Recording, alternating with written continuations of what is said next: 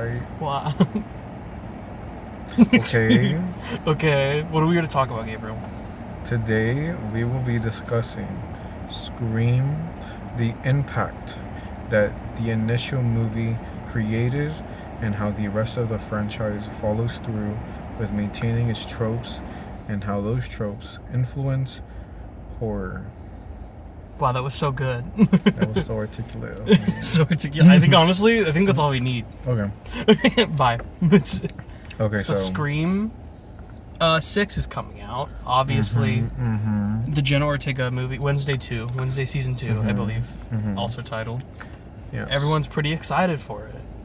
Scalpers made those popcorn buckets go to $100 on eBay, and I couldn't get one until today.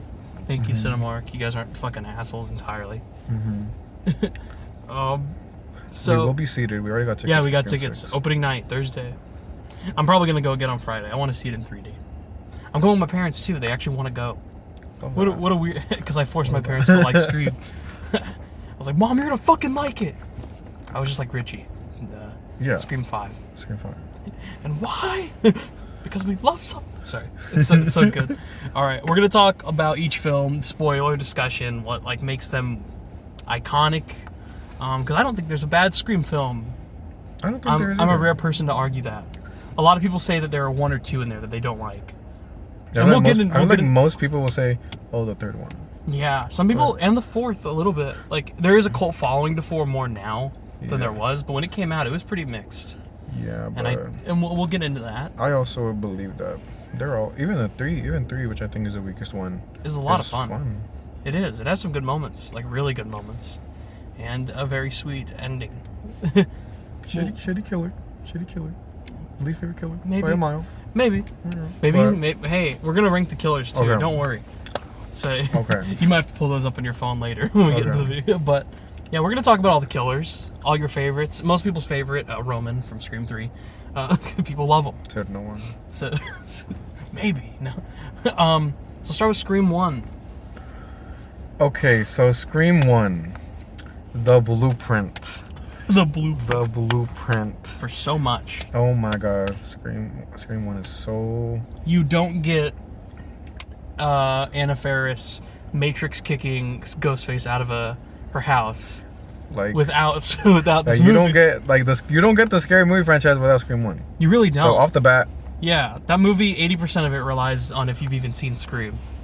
I know You Did Last Summer's in there for sure, but it's like we do not give a fuck. yeah, Scream. yeah, no one talks about that movie because I Know You Did Last Summer was literally just a cash grab off of Scream in a way. It's written by the same guy, Kevin Williamson, and you can tell, and it looks the same. It's that 90s fucking trope movie that you've seen all the time.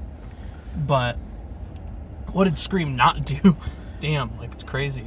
Yes. Wes Craven. Scream was just. It really was like a satire, wasn't it? Like just It is. like a satire on common horror tropes. But it's also an actual horror. Yes, that's the thing. That's like the beauty of the franchise in general. That it works as like a satire, or it tries to be like this meta commentary on the horror tropes. Yeah. But it simultaneously uses them sometimes, and makes just a really good horror movie. It's genuinely freaky. This first, I like the opening scene, which obviously we talk about so first. iconic. So It's not just iconic. It like every time I watch it, I genuinely get like, ew, it's like fucking freaky. It is really fucking creepy. Because like, you're just there with Drew Barrymore.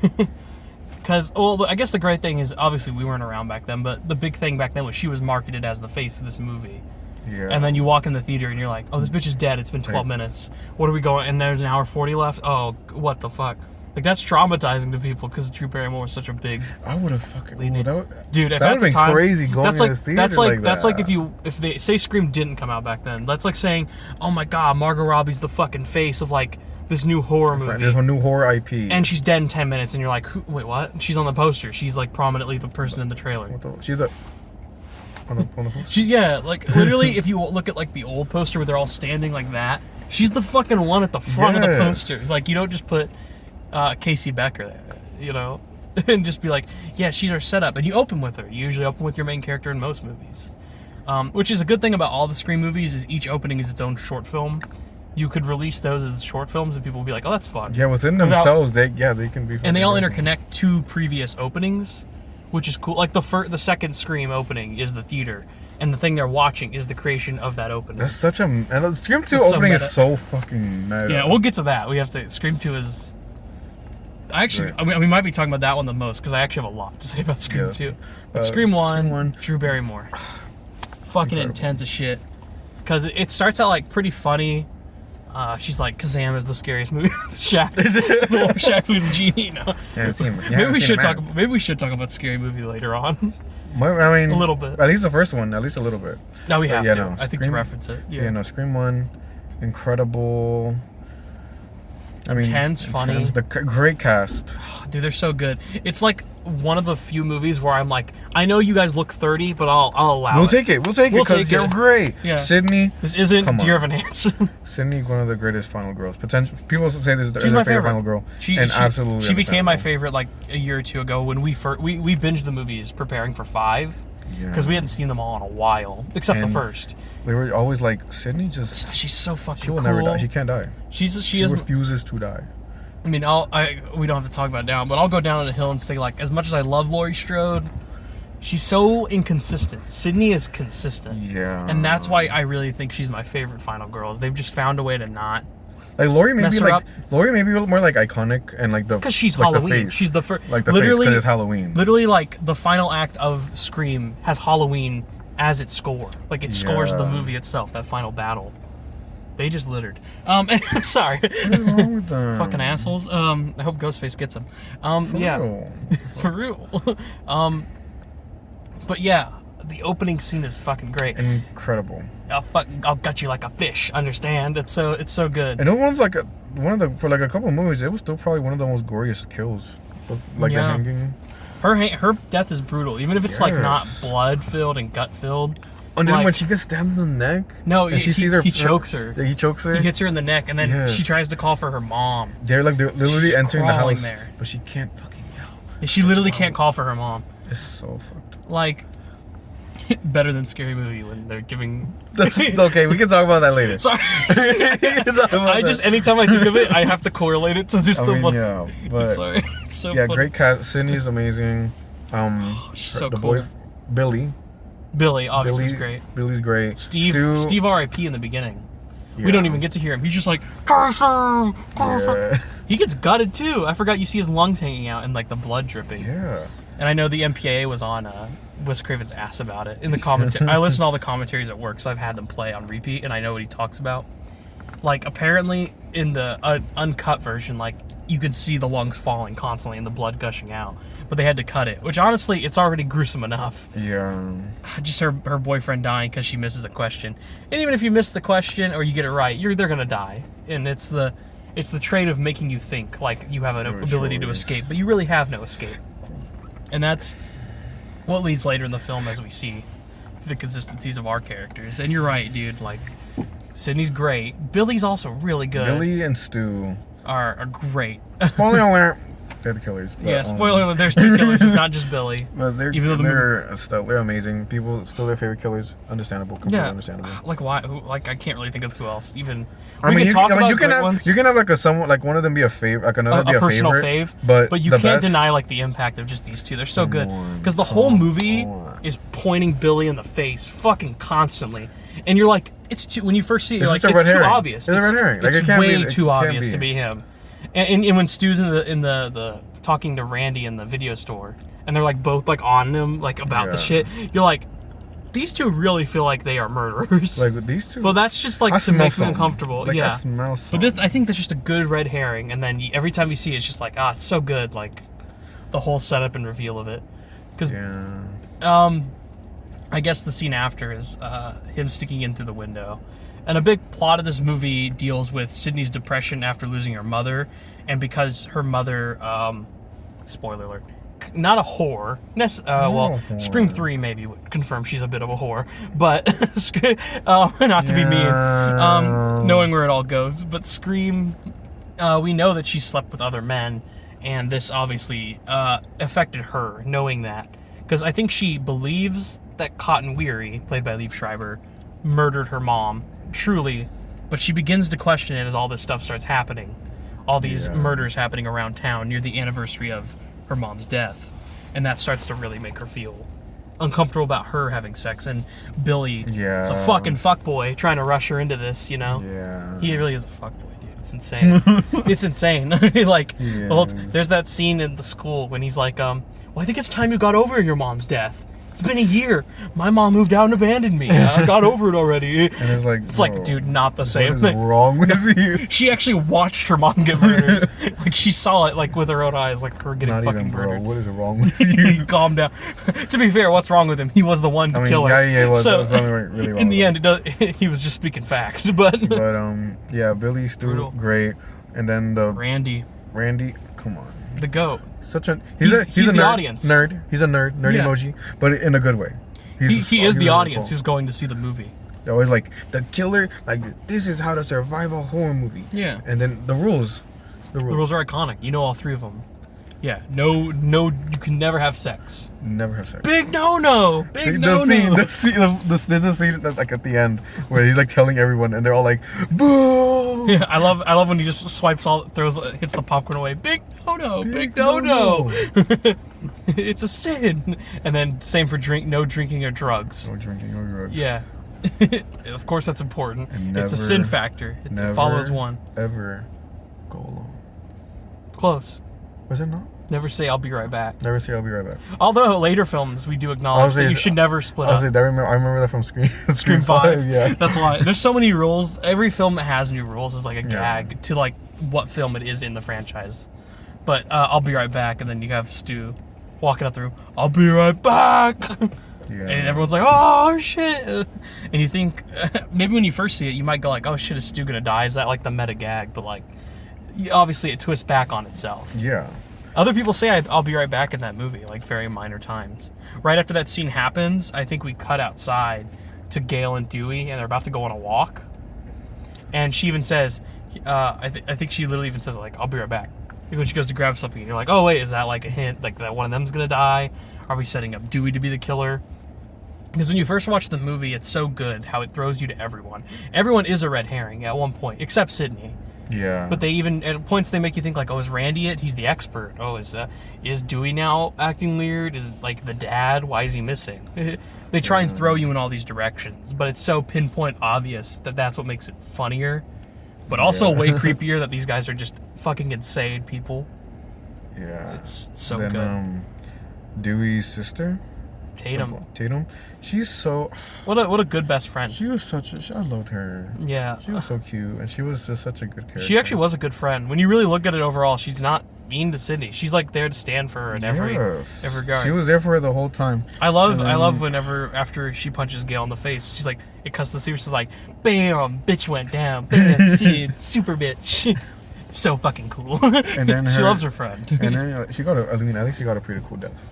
She did. Even though like the effects in that death aren't the greatest in Hold Up, you can't deny like it's not realistic. The garage would not do. No garage would do that.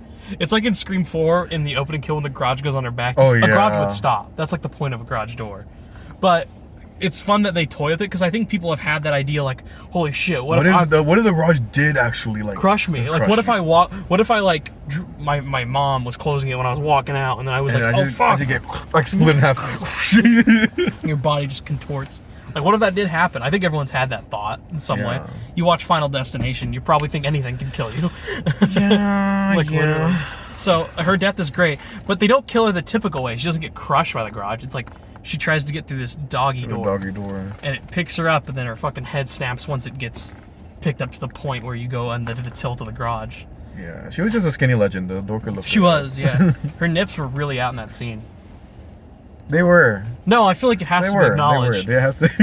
Notably, it's never. Be. They're not really shown the whole movie, and then you get to that scene, you're like, wow, it must be really cold. Okay, it must be freezing. Must be fucking freezing. Must close be negative. Close that door. Close that door. Man, it must be freezing in that garage. Shit. Wait, that was really sad, actually. It is a sad death, and throughout the rest of the films, they have acknowledged like.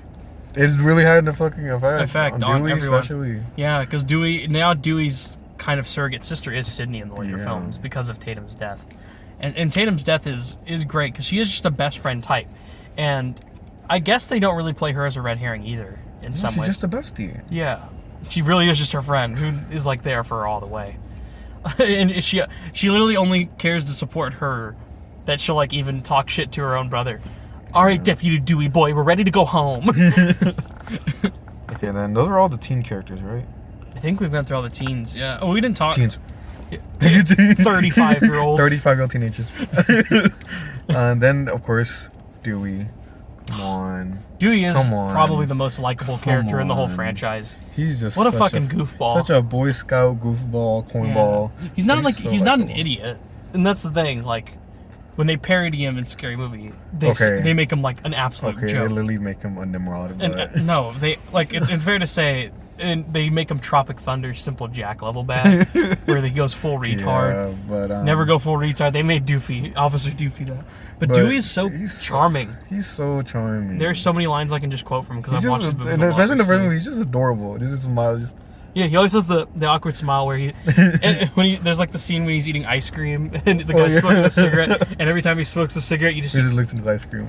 and there's a point when you see him about to puff the cigarette and he pulls it back and you see Dewey go like he just does lick the ice cream, and when he leaves in that scene he puts on the glasses like really awkwardly, like Yeah. because Dewey's just such a klutz, I feel like, but he loves Gail and he clearly has a crush on her, and like why wouldn't you? And yet, then of course we go to Gail, who that's mother. Gail is such a su- girl boss too. Yeah, this is Her this and fi- Sydney. this film, Sydney she's- more technically, but Yeah. Gail is also such a fucking girl boss. Same for Dewey. And Dewey's a girl boss. They're all- He's a guy boss. Yeah. It's really rare that you get any franchise you watch of slashers, 99% of the time, is like you don't follow the same characters, you get them killed, and there's a new final girl or a new Yeah. final like foe. Or at anyone to least fight with. the returning characters, maybe they're just not as prominent. prominent or as good, but It's like when they kill the main character in like Friday the 13th, like later on from the previous film. yeah. Or like how in Nightmare on Elm Street, Nancy eventually does die. Or in I forgot, was it H2O where H2O, she lives. She gets killed right after in Resurrection. Oh, right yeah, in the, Resurrection in was the one. opening scene, and it's fucking horrendous. It's one of the Yeah. one of the most awful things I've ever seen in a Halloween movie. But like Sydney and them, even if they do die, eventually later on, because spoilers, they're not dead. well Well, we'll talk about that other one. But Sydney and Gail, at least, are pretty. well, we won't spoil it now, but Sydney and Gail, who do survive, the women are doing pretty good. They're doing no, it's 'cause fine. not only do they return, but sometimes they're even better in the later movies. Yeah, I think They got more stuff. Gail To has through each film become less of a cunt.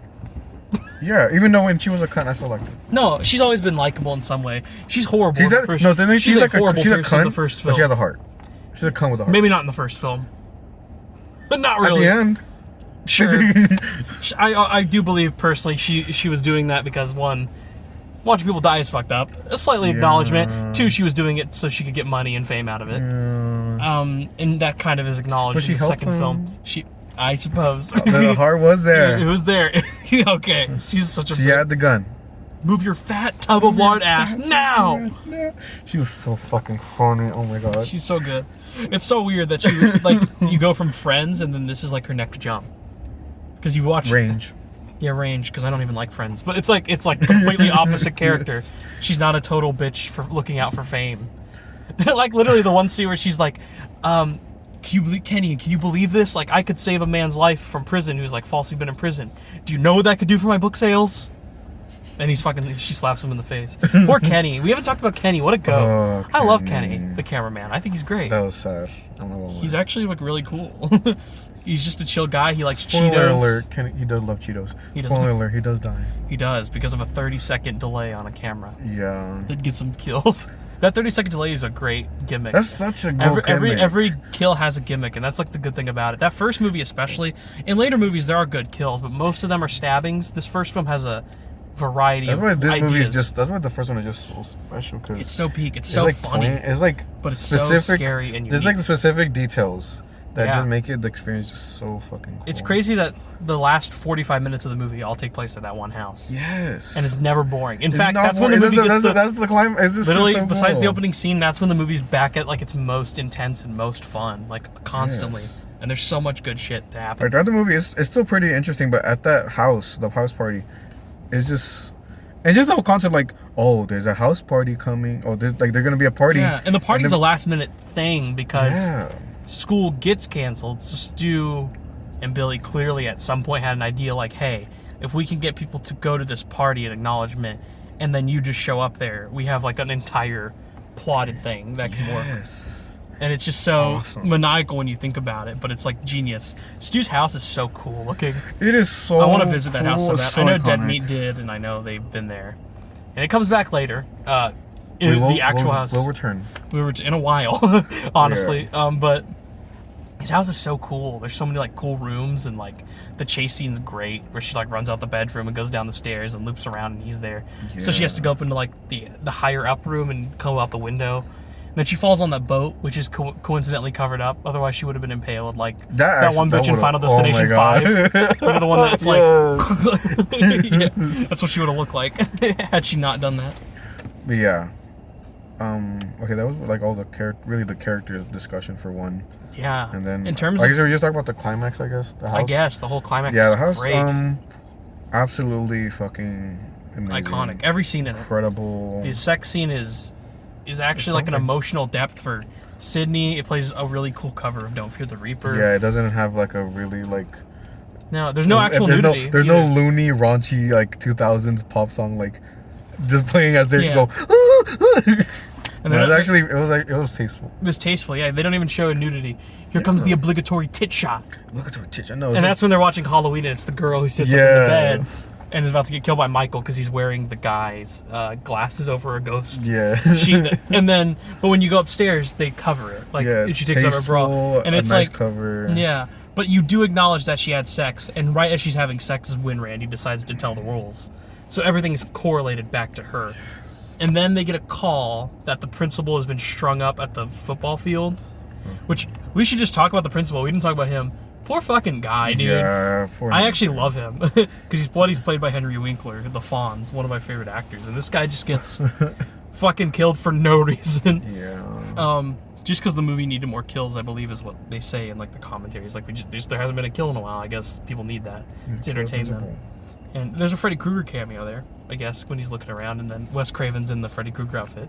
He's like, "Sorry, Fred." It's a great scene, little reference to your older film.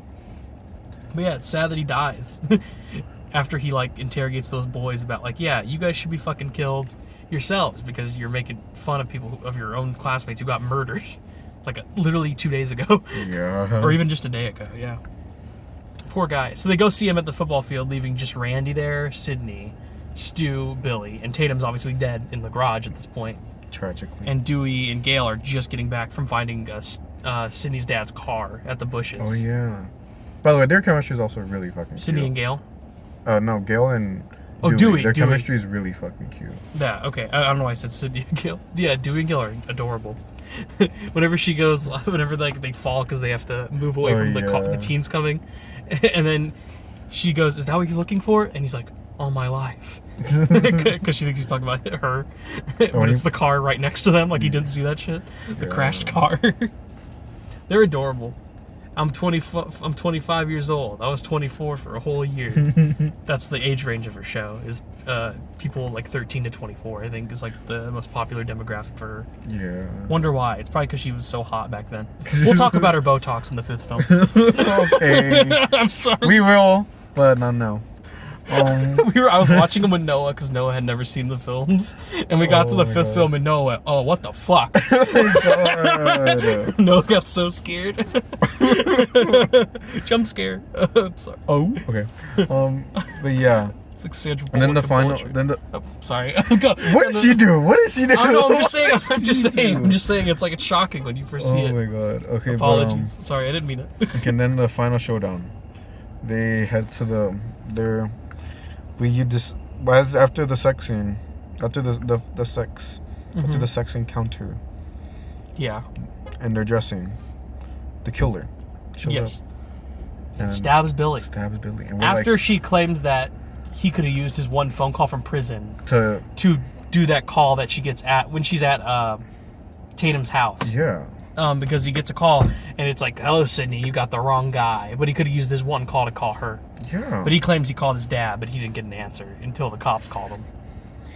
Which is great dynamic because you do kind of maybe think that could have been a possibility early on in the film. Yeah, and it was good as they're dressing. She's just staring at him like, wait a minute. Yeah, he's acting a little insane. And then he starts to go like, what do I have to do to prove to you I'm not a killer? Yeah. Right then, Ghostface walks in. Get stabbed. It's like, you could do that. That helps. And we're just like, oh my gosh, it's not Billy. Oh my Yeah, it's not Billy. And they run it for, like, unlike Scary Movie where immediately he comes down the stairs, for like a 20-minute period. He's not in the film again. Yeah. She runs outside. Gail gets back to her van and finds Kenny dead. She drives away and just lets his fucking body fly off. That shit's insane. And then Dewey goes inside looking for him. We don't see what happens to him, but the Halloween movie's playing. And you hear the noise of ding, like in the Halloween movie. So you know something's happening to Dewey in there. We haven't seen Randy in a while. He jump scares Gail at the van, and that's why she drives away, because she thinks that he might be the killer, even though he's just really drunk and confused. Dude, he's just super drunk and confused. He's like, what's going on? That's literally what he says when he gets to the door. And they're all running around outside kind of like scatterbrained, and then Sydney comes back to the house after escaping Ghostface. And Dewey walks out of the house with a knife in his back. Yeah. That shot of just. It's so good when it's like, Sydney? And he seems very calm. And he just fucking falls. Over and it's just, you see the whole knife. And then he pulls out the knife from the back and chases Sydney to the car. She gets in the police car and she has the scene where she's trying to call him and explain that she's at Schumacher's house. Someone's trying to kill me. And he comes in through the trunk. That shot's so good. With the trunk just very slowly lifting, and she gets silent. And then he pulls her back out the car and she escapes again. That entire sequence is so well done. And then you see the Ghostface killer like run off in the background and she's like confused. And then Randy, that's right when he walks up to her. But then Stu comes out from the left as well. That like tells you that Stu was the one who definitely was, because he was coming from over here. Stu ran over from the left. Like, where did Stu come from last minute? That's weird. And she goes inside. Billy's coming down the stairs. He's in his act. Then they let Randy inside, and Stu's gone mad. We all go a little mad sometimes. And then good psycho reference. Shoots Randy right in the fucking chest, or like right here, right in the shoulder, and you're like, oh my god, is he dead? Oh my god.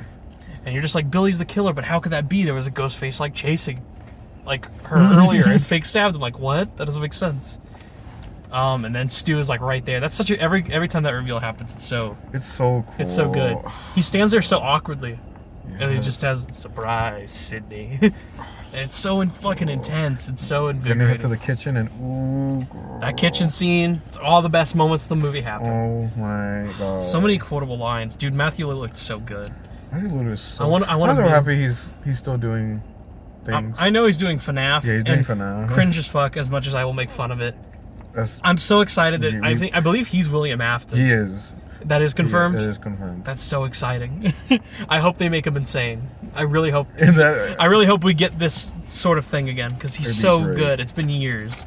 But man, does he deliver. Yeah, every line. It's the homoerotic energy between Billy It's really strong. We never talk about it, but it's extremely it's very there. You can't say it's not there. Like no wonder it is exaggerated in the following parody movie, which we will discuss. But yeah, it was great. So many quotes.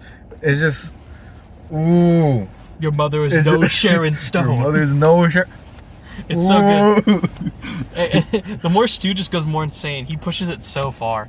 All the drool and spit. And then we need to carry on and plan the sequel. And then he was like spitting. It's fucking insane. Was it Billy that calls Stu to go look for her to go get her dad?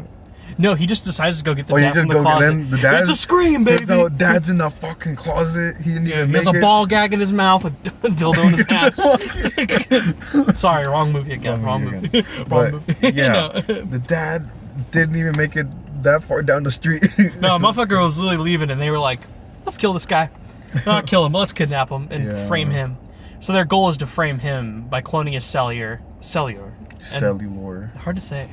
Cellular. And if they clone it and they blame and Stu and Billy are left for dead, but everyone else is dead after he kills everyone out of a jealous rage after like the anniversary of his wife's death. Yeah.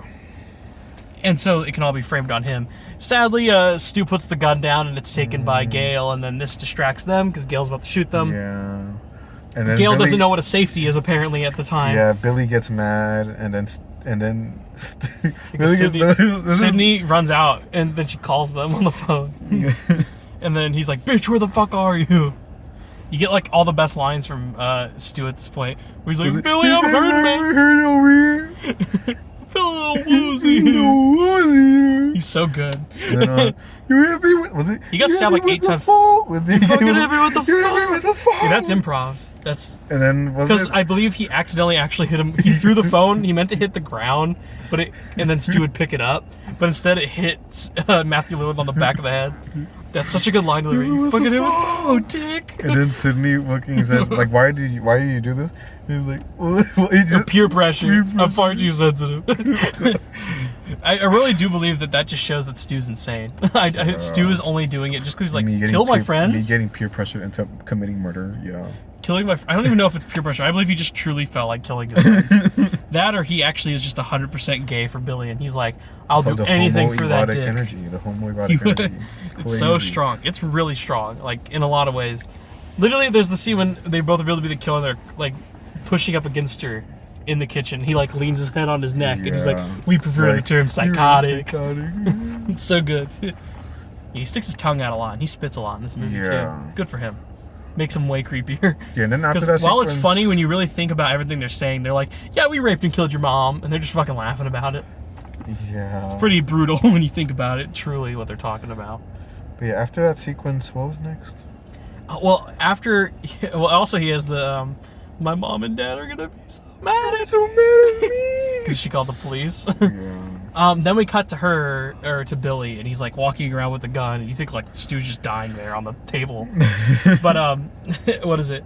She stabs him with the umbrella in the closet right as Michael Myers is revealed to come into the closet and scare Jamie Lee Curtis. Yeah. The second time she stabs him with the umbrella, you know she actually like hit him in the neck, right? Oh, she did? Yeah, that's like a real genuine scream from him. That's why the first scream was like, ah, and the second one's like, ah, and he actually falls to the ground because she missed the padding guard and like actually ripped through his like. Oh my god. It's brutal. Happens in the third movie too. Nev Campbell's not really good at hitting protective vests. She stabs these bitches for real. I almost believe Wes told her like, she's scared for her life. I feel like Wes Craven just tells her like, hey, actually stab them. So it looks like genuine pain. Can you actually just stab him in the throat? Yeah. With the knife. Can you kill him so that way when it's like shown in theaters, people will be like, holy shit, that looked real. Well, Skeet Ulrich is dead. No press one. She was about like 4 inches away from maybe killing him. That's fine. Great film. Yeah. Good film. That happens. Yeah. Stu comes back, tries to tackle her. She pushes the TV on him. Stu Macher's alive. Scream 6, we'll see you there. I love how he literally has to say like, guys, he's dead. He is. He's guys, I and swear. I'm like, how about I drop a comically large box TV on your head and see if you'll survive? Let's see. Yeah. Do you know how heavy those fucking TVs are? There's like 80 pounds. I used to have one. Everyone used to have one in their house, like when they were like 4. And that shit literally shattered on his face. Not only did it fall on his face, it fell from 8 feet on his face. Not only did it fall 80 pounds of glass onto his face, but also the TV's on. That shit electrocuted him. You even see a spark of fire come out. Like it's like that shit burnt him, electrocuted him, and was 80 pounds crushed. You would die. If you wouldn't die, you would have severe lung and like neck and throat problems for years. You'd be crippled. Bro, you'd be like Tim Curry. Yourself. You'd be like Tim. You'd be like how Tim Curry is now. Like it's bad. You would not survive that. Yeah. And even if he was supposed to be alive in the third movie, that got changed. The script got changed due to Columbine happening at the time, because he was supposed to be in jail training high school kids to go murder. Like he was supposed to lead like a revolt, but that got changed. And Fair got changed, although I would have loved to have seen him back. Yeah, I understand at the time. Yeah. Why that would have been really awkward. Like just a few months after Columbine, that would have been pretty fucked up. He's such a good killer though. Like when you really think about it too, just based on the placement, he had to have done most of the kills. He had to have killed Tatum in the garage, I believe. He would have had to. He's way taller. I don't think that's I'm pretty sure it was. I believe he killed the principal. I'm pretty sure he's definitely the one in the opening, because he used to date Casey Becker. That's a small line we didn't mention. But he used to date Drew Barrymore. They say he used to date her, and he's like, yeah, for like 2 seconds.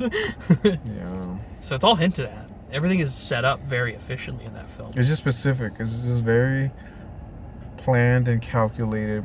So many details of the movie, which is so cool. So Billy's still alive after getting stabbed with the umbrella, and he tackles Sydney. Well, punches Randy, because Randy ends up being alive too. He's like, I'm so happy I'm a virgin. Never thought I'd be so happy to be a virgin. Such a good line. And then gets punched, and then Gale ends up saving Sydney though while he's on top of her, and he's about to like choke her to death. Yeah. And then, Gale's like, I remember the safety that time. And then Randy warns, hey, the killer always comes back for one last scare. And that's when we get the original Zombieland double tap. Yeah. Zombieland You didn't do it first. You're not Did not do it original. first. Did not do You it suck. first. Kidding, you're a great movie, but you suck for stealing it from fucking Scream. That shot is great when you just hear, "Rah." He doesn't even do a full jump scare, just "Rah." Not in my movie. Great line. Ooh, the final shot is so good. The pan out of the house. Oh my god, it's so good. You like It's that so shot? good. It's one of my favorite shots. Honestly, I didn't think about it. I just remembered it. I'm like, oh my god, that final shot is so good. The It is really good. sunrise, all the news in the cop cars. And are Gail's getting her showing. report that she Gail wants. getting her clout. Dewey's alive. Dewey's a lot. Dewey's getting wheeled into the car. Him getting wheeled in the car in the second one's so much funnier. Yeah, you remember? He has some of my favorite lines. Hey, Gail. Okay, Okay. bye-bye. But yeah, Scream 1. Perfect movie. Everything about it's so good. They put crack in that. They put crack. They in put that. cocaine. They put crack. Cocaine in bear. that. Bricks. Bricks. Giant, of crack. full bricks of cocaine and crack. That movie's so. A little bit of good. meth.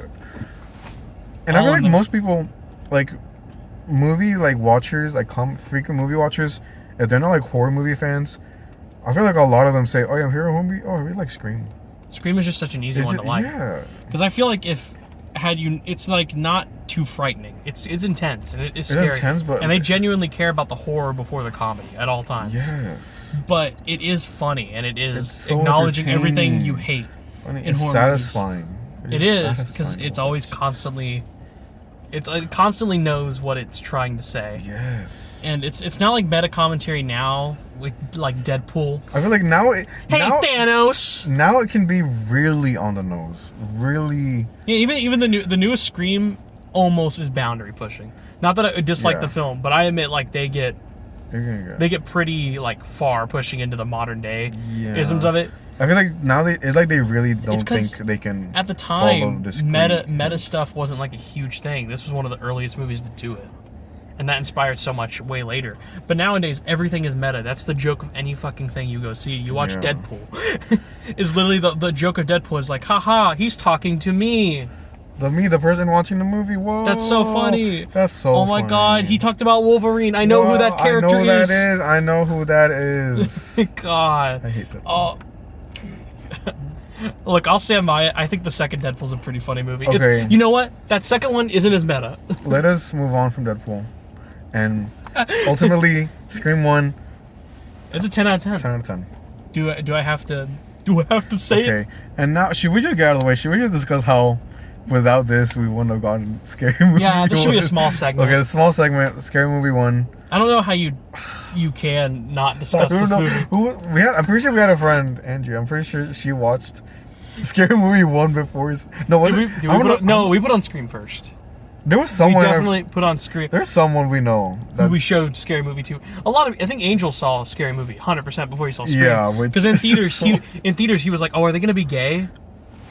I think Angel was like, I think Angel was pretty certain that Dewey was the main killer as well, because Doofy is. Oh, in his. yeah. Angel was like almost certain. See, we in a would see it way, theaters. it still got him in a way. In some way, I know a lot of people who online have said, I used to get them confused.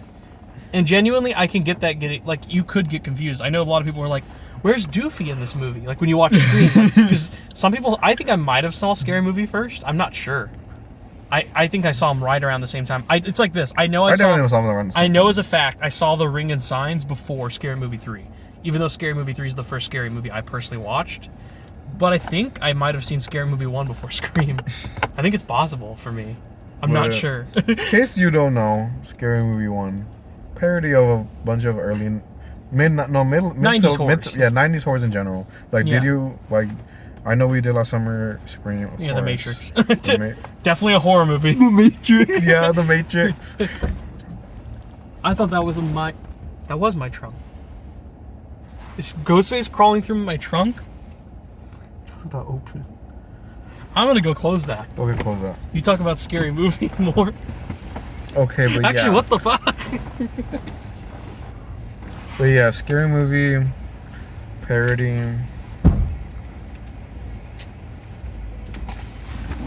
Spooky.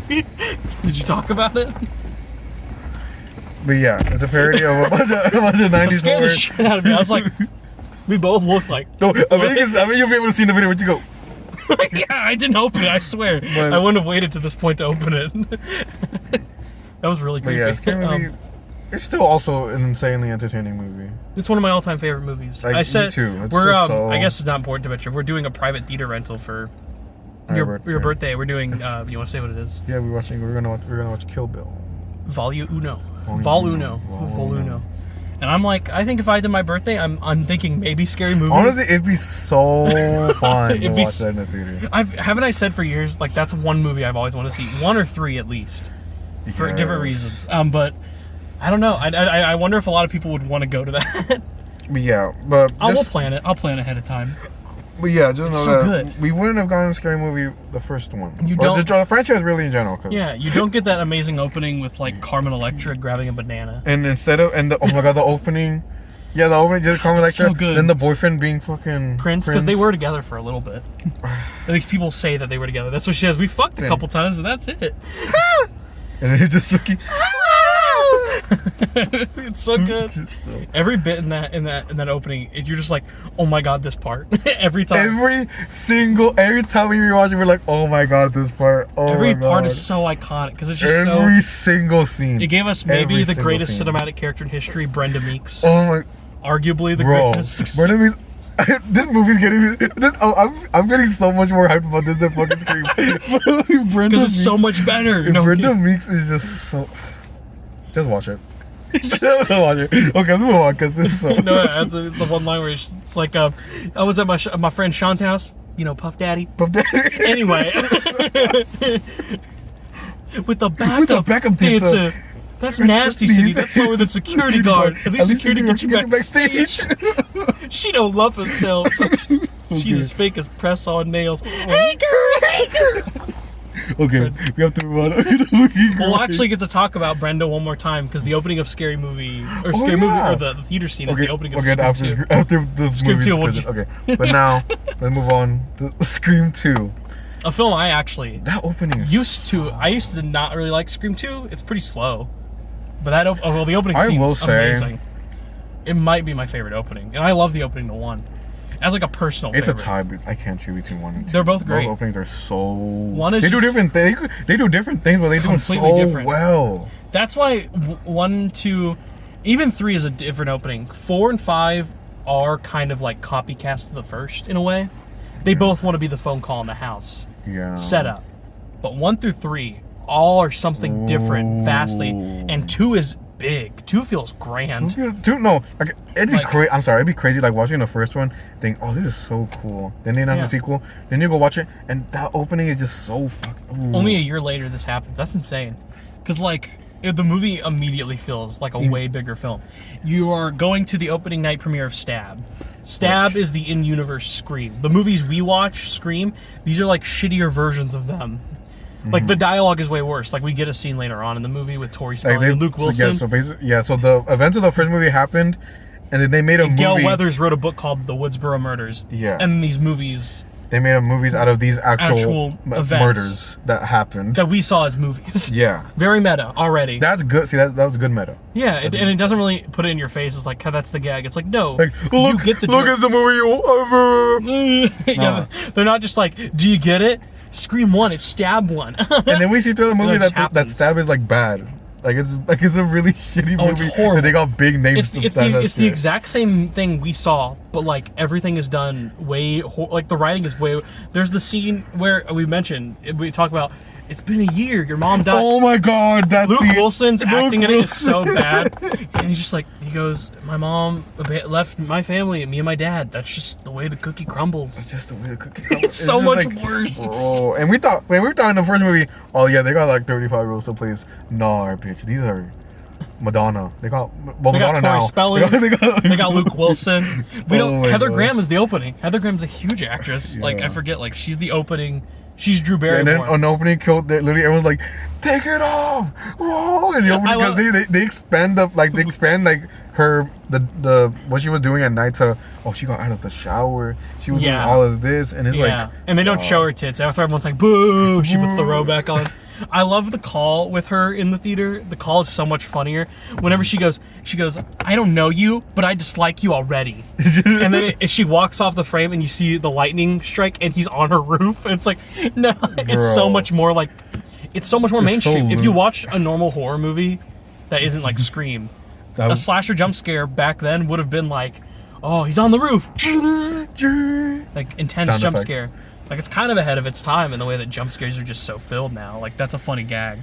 Yeah. Also, the dialogue is so funny because like Drew Barrymore genuinely is talking to him in the first one. There's like a person that she's just trying to get Because off it's just the phone because, with. I mean, yeah. It seems like a guy who's just a stranger who's just like, oh fuck, I miscalled you. I'm sorry. Shouldn't have called you. And she's like, why'd you call again? Wrong number. And he's like, I just want to apologize. It feels like a conversation. It's weird. Like I would not be talking. It to feels him. a lot more, I mean, grounded. Obviously, because the B movie we're seeing, it's like a B movie. It Like it is. feels like Like, I don't know. that bitch is in who Winnie the Pooh, you Blood and are. Honey. She's not I in don't know Scream. who you are, but But I dislike you I already already. dislike you. I dislike you already. It's so fucking dumb. Excuse me, let me take off this robe real quick. Yeah. And then the crowd, ooh. There's a good joke about that in Scream 3 we'll talk about, where she's going over the script. That's for later. But Jada Pinkett Smith and Omar Epps are opening, which is cool to see them. This is before the slap incident with Jada Pinkett Smith. Jesus. I have to acknowledge the slap But incident. yeah, and then, so he goes to the, he goes to the restroom first. Yeah, after she goes to get Yeah, popcorn, she goes to go with popcorn. he asked for I asked for your money. Yeah, for him, and then no butter. She was no butter on that shit, none. And that popcorn was white. That I'm was not saying, dry I'm as not fuck. saying she deserved it, but She also got a Diet Pepsi. You, sorry. like $45 Maybe, on popcorn maybe, soda, and maybe, you're getting diet maybe and no butter. Chris Rock should have said that joke about you. Just like spending $45 for a Diet Pepsi, No popcorn. no butter popcorn. Come on, that's a double L. But And she to be fair, she didn't pay for it. She asked for his money. oh, you're right. He spent $45. Speaking of Sandra Bullock, she is joked about in this movie. You're right. She wants to go see the Sandra Bullock movie playing next door, and he's like, "No one wants to see some Sandra Bullock shit unless she naked." He was kind of. I'm sorry. No, at the time, yeah, for sure. Maybe not now. Looking like fucking. So, and what happens is after she gets the popcorn, he scares her at the door to the theater entrance, and then he's like, "All right, we can go watch Sandra Bullock." She goes, "No, the movie's already started. It's fine. Like whatever." And he's like, "All right, I'm gonna go take a piss." And then he goes to take a piss. That piss scene's actually really funny in this too. It's the two ghost faces peeing, and then the camera pans to them waiting, pans back to them. They look at him awkwardly, and he's just like, "Okay, got it." He goes in the stall, and you hear someone next door going like, "Mommy, what are you doing?" Like they're whispering really weird shit. If you read the subtitles, it's something about mommy, which makes me think that it's not it's not the guy killer. It makes me think it's the female one. I'm not gonna say who they are yet, because I do want to build to that. Mm-hmm. I think that's who's in the stall. I'm not 100% sure. Just based on that dialogue, it makes it sound like you're talking. Because you've seen Friday the 13th. Yeah. And you know how she talks to herself like, "Kill her, mommy." And we find out, I guess I'll just say it now. Billy Loomis's mother is the killer. Yeah. And so I always took it as like that's her killing him in the bathroom to set up these killings happening here. And she's saying like something about mommy, and I always think of killer mommy. And he's just like, yeah, he leans in because he's like, "What did she say? This sounds weird as fuck." Stabbed in the boom. ear. Yeah, that's a great kill. it is a really great, it's scary. Scary movie. Like you stabbed in the ear. You could never you'll always be dizzy, bitch. Scary movie. If Wiener in the ear. Yeah. Great parody. And then we cut back to he's fucked. dead. Yeah, Omar Epps gets like nothing And to then- do. Although I do like him. He's like funny. He's really funny before he dies. And then someone comes back to go sit next to Mrs. Smith, Mrs. Jada dude? Pinkett Smith. Yeah. who's just the Ghostface outfit. Yeah, he has the mask, but he took his clothes. Oh, yeah, his coat. He took his coat. He took his coat and like his mask. his shoes. I was like, that's so weird that we like fully acknowledge that. And I'm like, oh, and why? then she's just like, She's like, "Oh, baby, you're back. Oh, you're still wearing the mask." and then I'm pretty sure she was liking actually the movie. getting into the movie. She was getting into the movie. She was doing the Brenda bit in Scary Movie 1, but the thing is, the whole audience is like Brenda in that movie. Yeah. The whole you would think you're at No Way Home opening night, and Tobey Maguire just walked out into the fucking crowd. Yeah. Everyone in the audience is like, "Oh, blah," throwing popcorn everywhere and shit. You're just like, come on, no one's this crazy Yeah. unless you're at a Marvel premiere. Yeah. But yeah, the fact that everyone's freaking out in the audience and they all think this is one bit. They gave out costumes with fake knives and masks to the crowd. So that way when she's getting like stabbed by the guy in the theater, everyone's just like, "Oh yeah, that's so cool. Nice reenactment." And then, she gets on the stage and starts screaming. Dude, that sequence is so that's scary. It's fuck. She screams out loud and then it's like the music is at a high point. The movie sound is still playing. The movie's at its climax also. The movie silences. The opening scene's at its climax. Yeah. The movie silences, and the whole crowd goes silent. You just see her laying there. It's just her blood, like just a fucking It's her. She's there for like cry. 6 or 7 seconds, silent on the ground, dead. Yeah, and then you get the title card, and it's like, what a brutal fucking opening for them. Oh, so hard. Because it's partly funny with Omar Epps' kill in the bathroom and all the gags, but her death is truly really like fucking scary. Yeah. Jesus. I wonder if like this movie at all put more theater restrictions to like wearing masks or stuff. I'm genuinely wondering. I wouldn't be surprised. We went to Halloween Kills, it was and that Kills, guy yeah. was banned from wearing his mask. Like they were like, "Hey, it's cool that you have that costume. You got to take it off during the movie. We cannot have you wearing that in the That was theater." sad. Imagine, man, in this movie there was 50 motherfuckers wearing that shit. And then they had like the whole like the theater. They had like shit going. It was like a. Yeah, they had like decked fake out. fans playing. It They was had decked out. Scabovision, which usually in a movie would mean like it would be like a 3D or something, an Yeah. old like movie gimmick you would do when you go see a movie in theaters. But it makes your clothes and your knives glow green. It's like they had a lot of shit going on in that I don't know theater. why the fuck it would be green, but yeah. Yeah, I don't know why. Ghostface is an alien. There is the NECA figures Oh yeah. lineup, and his Ghostface. It comes with 3 different masks: a rusty one, a normal Ghostface mask, and then a green glowing one, which I'm sure is a reference to this. I'm not sure Yeah. anything else would be. Then boom, movie starts and. Yeah, what do we cut to immediately after? It is Sydney, right? In her Sydney. bed at Yeah, college? she got a she's like Yeah. they call it, she gets a She call got from caller a- ID though now, yeah, so got she can call- read people's yeah, names. she's getting calls from people Which trying to be another Ghostface. big thing in the opening scene. She goes, "Man, bitch, put up the phone and star 69 his ass," because that's like how you would get caller ID. You would see who's calling you. And I'm like, yeah, why didn't you do that? Yeah, that's funny. But Sydney has it now. She's like, I haven't fallen for that shit. I just went through the worst year of my life last year. Yeah. And she's at college, and we know that she has a new friend, who's not as iconic as Tatum, and that's No, only because really. they don't give her enough to do. Yeah, but she's cool. She's still fine. cool. She wants to join the Delta Lambda Zetas. You remember the name? You don't understand. I've had these movies Remember the play at name. least 40 times in the past few weeks. I know every fucking. I can say every line in these movies. I can go through it. Delta, Lambda, Zeta. Yeah, we go to that, and then Gail. Yeah, Gail. We all get introductions to them on campus. Yeah, Well, first Gail- I think Sydney goes to see Randy because Oh, yeah, you're she's right. told 2 people just got killed at the theater last night, and they're at the movie Stab. And then she's like, I need to go talk to Randy. Randy's in film class. Some people hate that scene. I really like that scene. I think it's funny. It's a little cringy because it's so obvious. It's like, oh, you're right. It feels like very film But rowy. I feel like that's. I That's don't what every. know. I feel well, like that's what there every it's film. good. I feel like it reminds me of film class. Yeah. People in like film class who say like, oh, I'm a real film fan. James Cameron, Wes Anderson, like they reference all that, and that's like literally how class feels. That's why it's like it Alright. feels believable. It has a lot of charm. the way Yeah, you Sarah do it. Michelle Gellar, Buffy the Vampire Slayer's in that scene. I love Sarah Michelle Gellar. It's cool that she's in that scene. They're talking about like why sequels suck and how cinema violence has an effect on people. Like movies can have an effect on people's real violence. How that's kind of more talked about modern day with gaming, but Yeah. cinema violence was a discussion back then, and it is important to the ending of the film. That message. But it's a funny scene. They talk about how The Godfather 2, and they're like, okay, yeah, that one is better. And they argue Aliens isn't better. I don't know if I like Alien or Aliens more. Unimportant to say, but I really love both. They both do different things. Yeah, one's a straight up horror, the other's more of an action. They're both really. It's kind of like Terminator, same way. It's like Terminator I 1's feel a like it wouldn't. great horror. I feel but, like it wouldn't even matter because they're both so good yeah. that whether one is better than the other one's still so good. Yeah, it's kind of like Scream 1 and 2. Okay, not to that extent. 2 is a good film. 2 is good, but It's really good. I'm gonna get into it more, but we will do ranking at the end, right? yeah, we're both gonna rank them. I think I have a theory on what your ranking is. I wonder if you're gonna know mine. Probably. 3's my favorite. That girl's really excited. Look at them arms. Just look at Whoa. them. We can't show you, but that shit was funny. But yeah. Then we yeah. get her, and then we know Randy. Then we get Gail, who everyone kind of dislikes now. Yeah, that's because she just wrote the book and went off to do her own thing, and she Yeah. kind of bailed on Dewey. She wrote some shit about Dewey in the book. That's why Dewey's offended, which is hilarious. That scene is maybe the funniest scene in the. And to me, it might be the biggest laugh I get is whenever Again, I told you I can quote this whole movie. It's whenever he goes like, page 41, Deputy Dewey oozed with inexperience. And he goes, how do you know me, not like doing as like well at my job isn't just subtle form of like infiltration effect to enhance effectively maneuver my ability to. I can't remember. Yeah, I remember the. You know the yeah, line. yeah. Thereby effectively maneuvering in any given situation.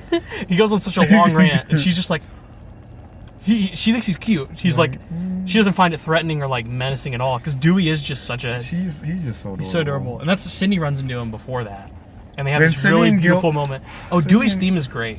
We never talked about his theme song, but the. Oh yeah, you're right. Sydney and Dewey are so fucking cute in this movie. They're all cute all together. They're all cute. Yeah. This is maybe the movie where. And we start to see Gail get more of a heart. Yeah, less of a bitch, but Less especially of a- by the ending. Yes. Although in 3, we'll get to it. We'll just talk about it. It's huge. And then 4, and then 5. No, it doesn't go that far. 4. No, she's cool in 4. There's something going on in 4 we'll talk Okay. about. But yeah, they're all kind of reconnecting back here. Although Gail, slightly bitchy thing she does, she tries to jump Sydney into the middle of an interview with Cotton Weary, Yeah. which she's still not comfortable talking with. Because, she did just accuse him of being a murderer last year, and he was imprisoned for a year. Because she claimed, yeah, that guy murdered my mom. And she's still uncomfortable about that idea, and she just tries to jump into an interview with him immediately. Gail gets fucking punched again. And then her friend's like, did you get that on film? And the camera guy's like, yes, I got that on film. Oh, the camera guy's great. Jimmy, we need to talk about Oh yeah, he's good. Oh, what a great character. He's so funny. The cameramen are so good. Yeah. In Isn't the there 2 another movies that there's not really cameramen in the later films. So sad. But these 2 cameramen are both great. Kenny and Jimmy are both iconic.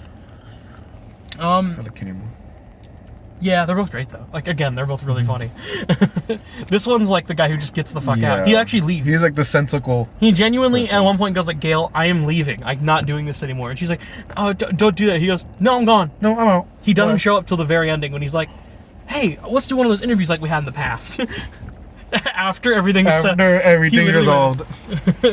Do that. I'm sorry to say it, but they have DC on their car. Oh, Smiling friends. Yeah. So many good characters in this one too. I like a lot of them. Like, they're not as iconic as the original lineup, but none of the 4 movies after have had a lineup as good. Yeah. Like, it's impossible to. Who have we not talked about? The teenagers. Mickey. Mickey's pretty big. He is the film student in classes. Yeah, he's pretty insane. He's the Tarantino-like one that people talk about. Yeah. And he is genuinely maniacal. Like, he acts weird even from the beginning. Really fucking weird. There's something about him that is just offsetting, so you do kind of have a red herring for him early on. But this movie's clever thing is, we see an attack happen. Sarah Michelle Gellar gets killed. She's in the opening scene. I think we should jump to this scene. This is a really good scene. It's like 10 minutes long in the college house of Omega Beta Zeta. You're right. That house. That's And she gets a call from him, and she thinks it's like her friend or like her boyfriend who's like really drunk calling him, and it ends up not being him. It's obviously Ghostface. Yeah. And she walks around the house like trying to get scared. She tries to call campus security, but she starts losing connection with her phone. And then you see him run into the house while the 2 friends are talking. Oh, that sequence. And he just stands there. And then after she leaves to go to the party at the other sorority, the one with Portia, we have to talk about them. They might be the funniest parts of the film. They're so the 2 security girls. Oh my god. Oh, hi. No, I really mean that. Hi. That actually might be my favorite line. Portia de Rossi's so good. But yeah, she ends up getting killed. She gets thrown off the goddamn roof. That was pretty brutal, honestly. Yeah, because I don't know. We haven't had a kill that someone actually got thrown off a roof. We've seen people fall off roofs. Yeah. They survive by falling onto a pallet on a boat. They don't slam on the ground and immediately cut. Yeah. So the party ends up happening, so everyone kind of bails from that party. But Sydney goes back in the house to answer the phone really quick. And then the door closes and Ghostface is in the house chasing her already. Like, you don't know how it's happened. And once Jerry again- O'Connell, Derek, tries to go save her. Her new boyfriend. We didn't even mention him. He's Yeah. great. I love Derek He's a pretty lot. good. He's maybe one of my favorite new characters in any of the films. I think he's so nice, charming. He tries to save her, but he gets cut on the arm. And Yeah. everyone's like, That's a red herring. that's really weird that you didn't get killed. Like, You he just got cut you on the arm, conveniently got cut and you're on. conveniently fine. And Dewey goes in and notices it first, and Dewey has like a limp, so Oh Dewey's my like god, really Dewey, slim. and then Dewey's conversation with Randy.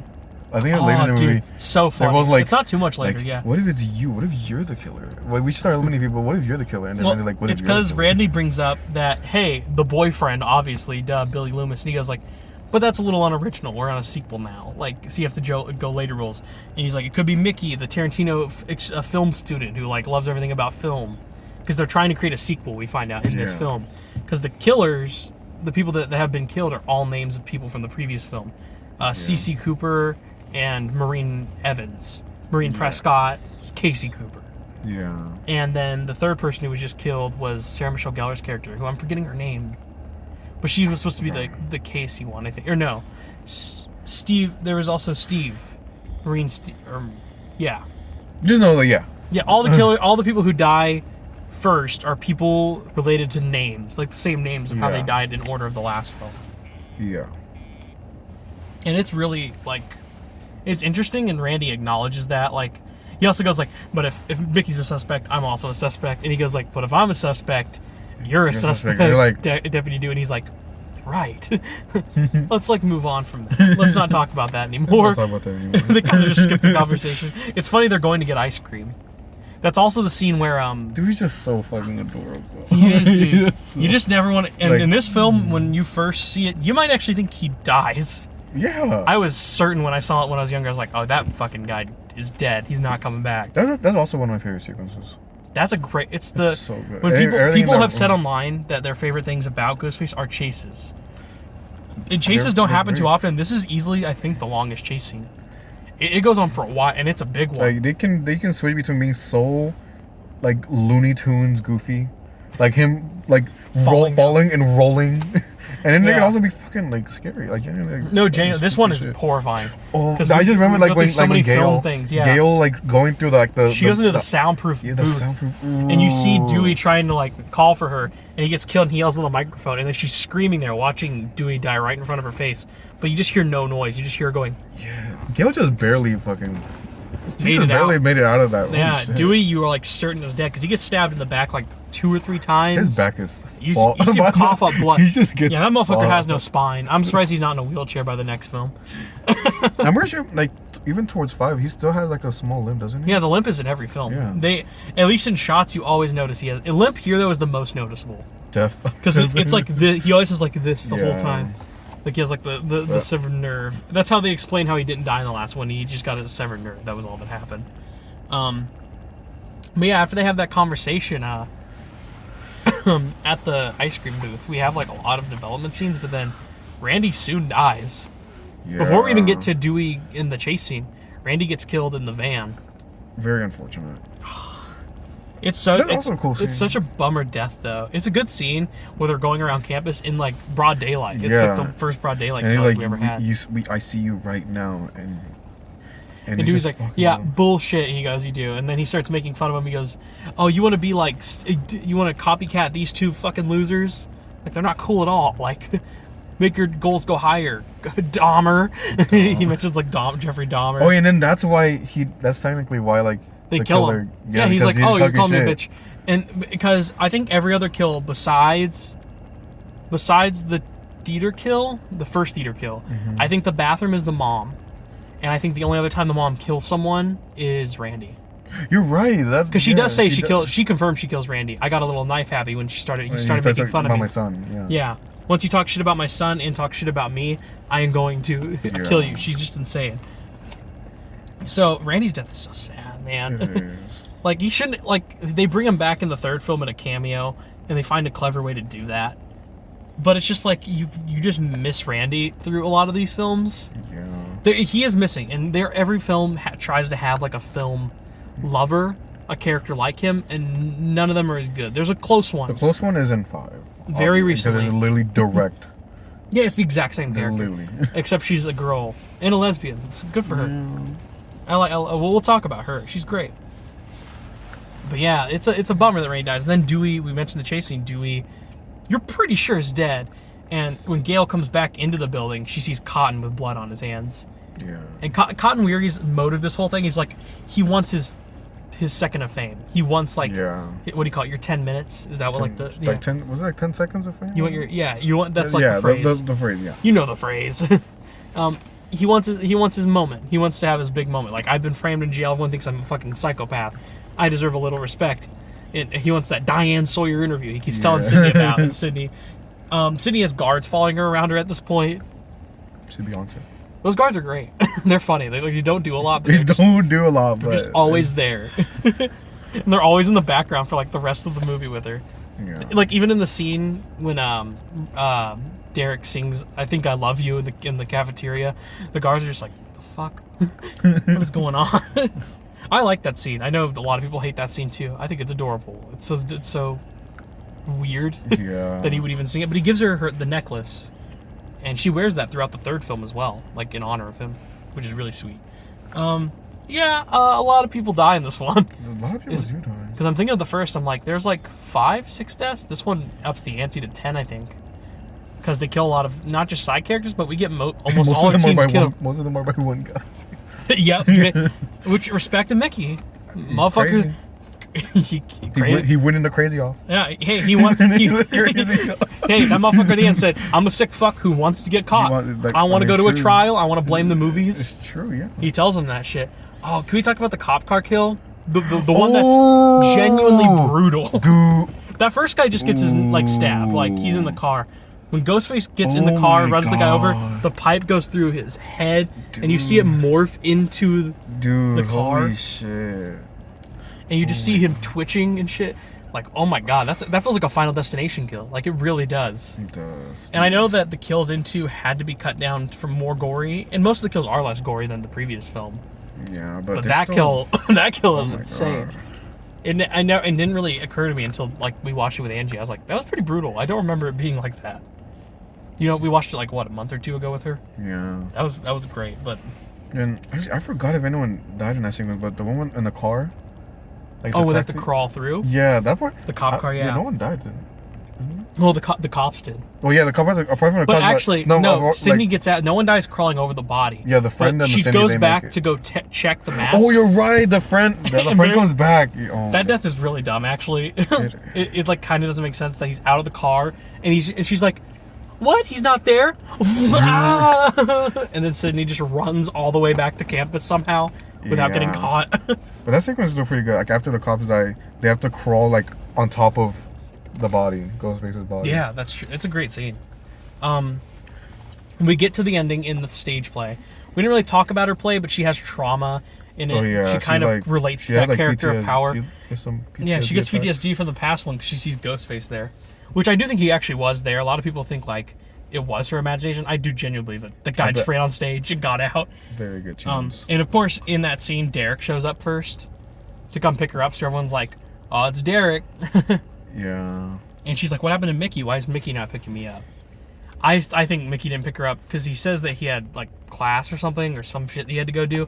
I believe that's just Mickey on the stage fucking with her. Because we see that later in the film, Mickey is the killer to mess with her head more. So we get to the reveal. Mickey is the killer. He claims his motive is to blame the movies. And then Derek gets lowered down. Yeah, it turns out he was fucking put up.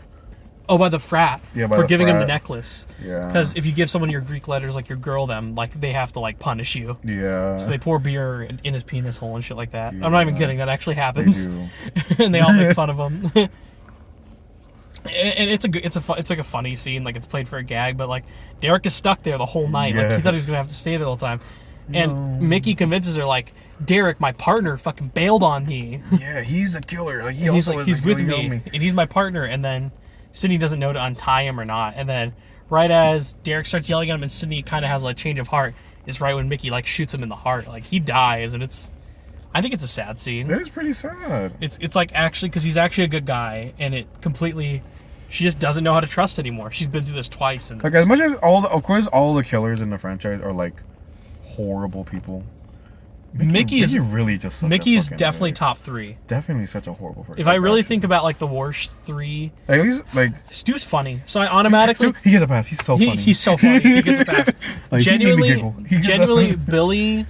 I'm not going to talk about who I think the other most evil one is, but I think Billy and Mickey are, at least as of now, our 2 most evil. Because Jesus, even worse than Miss Loomis. She's doing it out of revenge. At least there's a reasoning. This guy is just insane. Like he just wants to kill. To prove a point? Yeah. Not even really to prove a point. And like to make yourself the point, really. Yeah, and the only reason he wants to do it is like, I can also get away with it, because like I'll have a bunch of like famous people try to back me up in defense. Yeah, and tell me that the movies they made me do it. He'll get money from that. Like he would actually get a return. He's not. I mean, we can see that in real life. Theoretically wrong, because that's had a reflection in real life. And I get that's a funny motive. I like that though. The Miss Loomis is like, oh, there's not gonna be a trial, bitch, dead. Fix your car. All right, you're gonna hear. Oh, that's fixed. Yeah. No, Miss Loomis. She's like, Gail comes out the door, and I love her. She's like, Gail, and then Gail's like, and then Miss Loomis comes out right behind her. We don't know it's Miss Loomis. The whole movie, this woman's just Debbie Salt, this reporter who wants to. She wants to be a Gail. She's like comedic relief, basically. She's funny in the background all the time, where she's like, "I'm a huge fan of yours. Like, I went to your seminar. I was the one who kept asking all the questions." Debbie Salt. That's an awful name. Like, come on. I knew that bitch was the killer right in front. Debbie Salt. Debbie Salt. Most fake name I've ever heard. That'd be like Dr. Pepper. Debbie Salt. That'd be like Dr. Pepper. Debbie Salt. They'd be a good pairing. Yeah. The Dr. Loomis kills Dr. Loomis. You Dr. Loomis. Loomis. Dr. Pepper. Dr. Pepper. Loomis kills Mickey. Yeah, like doesn't give a shit. And then she just had him as a cover to do all the murdering for the most part. And it was basically a cool. It was a cool sequence when like Sydney going around like the set. Yeah, I know. I think it's a little over the top because that shit would not kill you. I mean, like, again, it's just things like it's just a cool set piece. What if like that's true. Like what if the wall on set just falls on someone and it was like just crushes fucking you. bricks? Yeah. Yeah. She's about to kill her and stop her, and then but then out of nowhere, Miss Loomis tackles her and gets like the advantage over her. But who's there to save the day? Cotton Weary of all people. Weary. I wonder if Cotton genuinely would have shot Sydney had she not say she'll do the Diane Sawyer interview. I don't know if he's that bad of a person. I don't think he is. I don't think so. I think he has a little bit of heart, but I do think like he has some antagonization against her for being in jail for a year, and she's not willing to do anything for him. But he saves the day.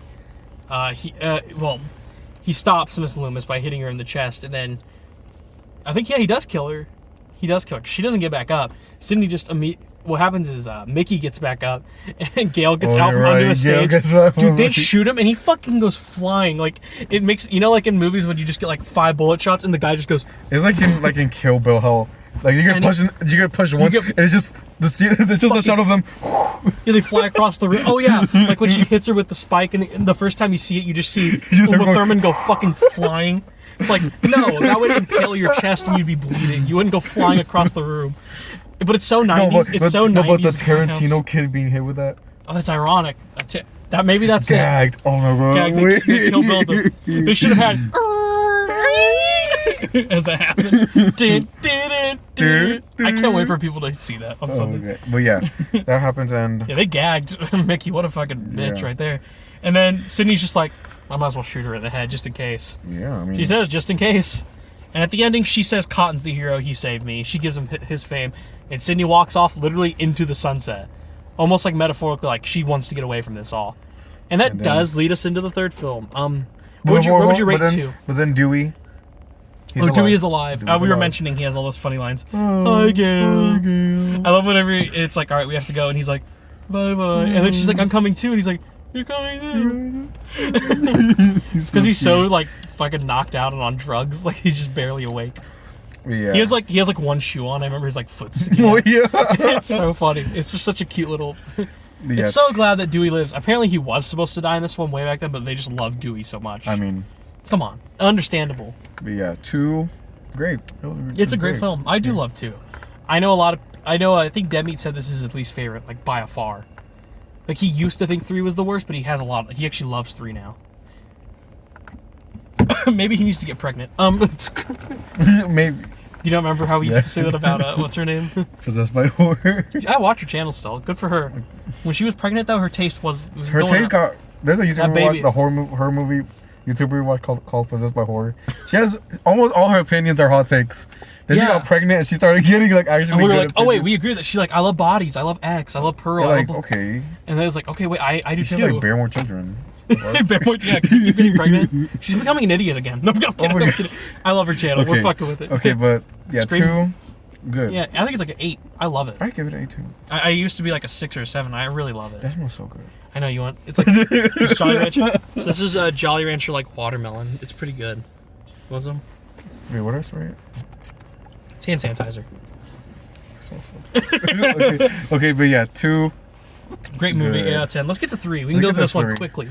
Okay, yeah, 3 This because. is lame. but but ha ha ha. No, It's not that bad. it's not that bad. It's perfectly fine. What happened was production was rushed like the second one. Difference is not the same writer, and it feels like that. Yeah. 2, it's like they didn't have Sydney a lot, and that does weaken it. Sydney is barely in any scenes with Gail or Dewey, and she's also Yeah. barely in the movie. Gail or Dewey are the main characters of this, I could argue. Yeah. In a lot of ways. They feel like they're the more prominent. So it takes place in Hollywood. Stab 3 is being made. We don't see Stab 2 ever in the franchise, but we just assume it's what happened in Yeah. the second movie. It's based on a true story. Because Stab 3 here is supposed to also be... It's not based on a true story. It's actually its own thing. They return to Woodsboro. That's what the Yeah. joke is. And they have all these actors, and it's basically going to be like the first film, but crazier, is what they're trying The to set up. concept is cool. It's funny. I like that it's in Hollywood, but the opening scene is Cotton Weary gets killed. His girlfriend gets killed. He was having a cameo in Stab 3. Yeah. That was gonna be like his big role in the movie. It was to be this opening kill cameo. Ironically, he's the opening kill of the movie that he's actually in. Meta again. His show is called 100% Cotton. That's really funny because everyone acknowledges the name Cotton is so dumb. I think it's a cool name. Cotton Weary I like sounds it. like a I fake like it. serial killer name, so it's kind of like Yeah. to play on the first film. But 100% Cotton's a good show name. We go into Hollywood and just have like this constant. This one's really meta. Every joke is what is happening in the scene itself. Yeah. Because the movie they're making is the script for it is what's happening in real life all the time. So all the kills, like I mentioned, Cotton Weary is getting killed in the opening scene. He was supposed to be the cameo opening kill of the movie Stab 3. Yeah. And people are dying in the order that they're supposed to script. die in the script of the movie. Which again But the is script really cool. also has rewrites, which this movie had a shitload of rewrites Yeah, constantly. So it's It's making pretty funny. like rewrites on days of. Like they even mentioned on set like that lines would change the day of. Like they would literally get the script, make cover of it, and then give the new script to people like the day they were filming. That's why that one scene with the girl, her name in the movie's Candy. I forget the actress's name, but her name in the Stab 3 is Candy, and she's like oh yeah, and he's like, that's not what it says in my script, and she's like, has there been another goddamn rewrite? How are we supposed to know our lines if there's a new script every fucking 15 minutes? It's so She good. was actually like she was. It's just her like not even. It's just her actually like what the fuck. One of my favorite lines is when she's like, I don't know why I have to start out the scene nude. I mean, it's been done so much before with the shower. Vertigo, hello. Instead of Psycho, she thought it was Vertigo. She got the movie confused. It's so good. She's a good show. Yeah. She was great. I'm not a big fan of that actress because she has some bad political taste. We're not getting into Well, I mean, that. I'm not gonna get into that. She's great in that scene. Yeah. As Wes Craven said, she's funny and pretty on the eyes too. True. Good for her. Her death is funny. It's really hard to gap around this film because it's like this one's so meta. And it's so like the joke. This movie is comedy before horror. Yeah. And that might be one of its offenses is like it genuinely this movie's never scary. I don't think there's a scary There's not moment, really. like at all. I think There's Sydney's, cool things. There's cool stuff. There's funny Jay and Silent Bob are in it. For some reason. Yeah. It's And, that news reporter, Connie fucking Chong. Hey, Connie, how's Maury? But Makes no sense. it's just it's It's not bad. not bad, but We can talk about the savior of the movie. Do you know who the savior is? You know who I'm gonna say, the right? girl. Yeah, Gail Weathers, actress. Oh my God, Is it- Parker Posey. Did all the characters? I forgot all the characters. Their actors. Were they all prominent, or was it only Gail's? I forgot. Parker Posey has the most to do. Yeah, They're all in it. thankfully. Like I'd say, they're all in it at times. The one who dies the quickest is Dewey's actor. He gets blown up, which, by the way, that kill sucks. I love how you could just use a flashlight. This motherfucker goes, the one who smells the gas, and he has a lighter in his hand. He literally looks up and goes, and then it blows up. It's like, no, if you light the lighter in a leaking gas house, you are gonna die immediately. Fucking no, instant. the gas was just waiting for the punchline. Like, Yeah, it was like, what's the joke? Uh-oh, boom. which is cartoony in itself. It's like, yeah, but oh my like, god, no. Gil's. Oh my god, she was great. Parker Posey's so funny. She's so Every scene is so good. When she jumps into Patrick Warburton's arms and she's crying because she's the next to die. But she's like, by the way, Gail, you're such a complicated character. The one thing that's cool is all these people are new actors. Tori Spelling's not playing Sydney. It's a new actress. Yeah. I want to talk about a few of the messages. There's some good shit in here. But Parker Posey mentions she played... We don't see Gail in the fake stab movie, the first one. But Parker Posey mentioned she played Gail in all 3 movies, all 3 stabs. Oh. So she's the only one to be carried over doing these roles. But she's going to die in this one. That's the thing. Yeah. Which for a while, later on, whenever the house blows up and she was supposed to die in that scene and it flipped to Dewey's actor, she starts following Gail around like the Hollywood sets. Like, I'm going to follow you because if they're going to kill me, then they'll want to kill you instead and they won't kill me because I'm you. We're like, okay. She's big brain. Okay. And they go to the underground for the files on Sydney's mother. Yeah. Who was a Hollywood actress herself who was kind of raped to get these roles. Ironically, these movies are produced by Harvey and Bob Weinstein. Truly a tragedy because this movie is about that. Yeah. They're literally... We mentioned the producer of these horror films. I forget the character's name. Something Hilton? I don't remember. But he is basically just Harvey Weinstein. Because we find out that, not only that, but the actress who plays Sydney in this film, she says, I didn't sleep with that douchebag Milton to get a role in this film with you two. It's really fucked up. Like, yeah. And hey, one thing I'll give this killer. We don't like him that much. The killer is Ransom, the director. And you barely remember him throughout the film. And even though he fakes his death and Gail checks his pulse and he's like alive. It's like, I guess Gail's just an idiot and doesn't know how to check pulse, apparently. Like, bitch. She just goes, oh, he's dead. Must be dead. He has the knife in him. Fuck. Sorry, dude. Damn. Sorry, damn. You didn't get to direct the movie. You didn't get to direct your movie you wanted. Sorry. It's over. Gail, imagine he was just like, please let that dumbass bitch Gail check my pulse. Please let that stupid fucking bitch check my pulse. I know she can't read this shit. She goes down. He hears her go downstairs and she opens the casket that he's in. He's like, oh, fuck yeah. Oh, thank God. She closes it and he's like, oh my God. You take those. You take those. He just goes, stupid fucking bitch. Oh my God. But he does end up being the killer. Respect. He did it all alone. No backup. Respect. He is the director. The problem is everything explained in this movie is supposed to be from his perspective. Yeah. He basically is the step brother of Sydney. Yeah. He's like on the mom side. He's related to the mom. Yeah. And the mom, when he goes to visit her, like at a younger age, doesn't accept him because she's with a new family. She has Sydney now. And he's like, you know what? Fuck that whore. She slept with people in Hollywood. She had me, and she doesn't love me, and she just abandons me. I'm gonna show Billy that he recorded footage of like all the people that Sydney's mom has had sex with, including Billy's dad. Yeah. He's like, I'm gonna show it to him, and I'm gonna make him and Stu team up and go kill her mother and do all this work for me, and I'll direct it. And then when it all leads back to me, like I'll already have my revenge, and I'll be the one survivor. Sydney will be dead, and I'll have my revenge on everyone, including my mom, who's dead. It's like, you're an awful person. But something's wrong with you basically just... It's so fucking weird. It's like, it doesn't make sense with 2. Because it's not like he called Billy's mom like, hey, they killed your son, hey, bitch. Girl. That bitch killed you. I got some tea. Sydney killed your son.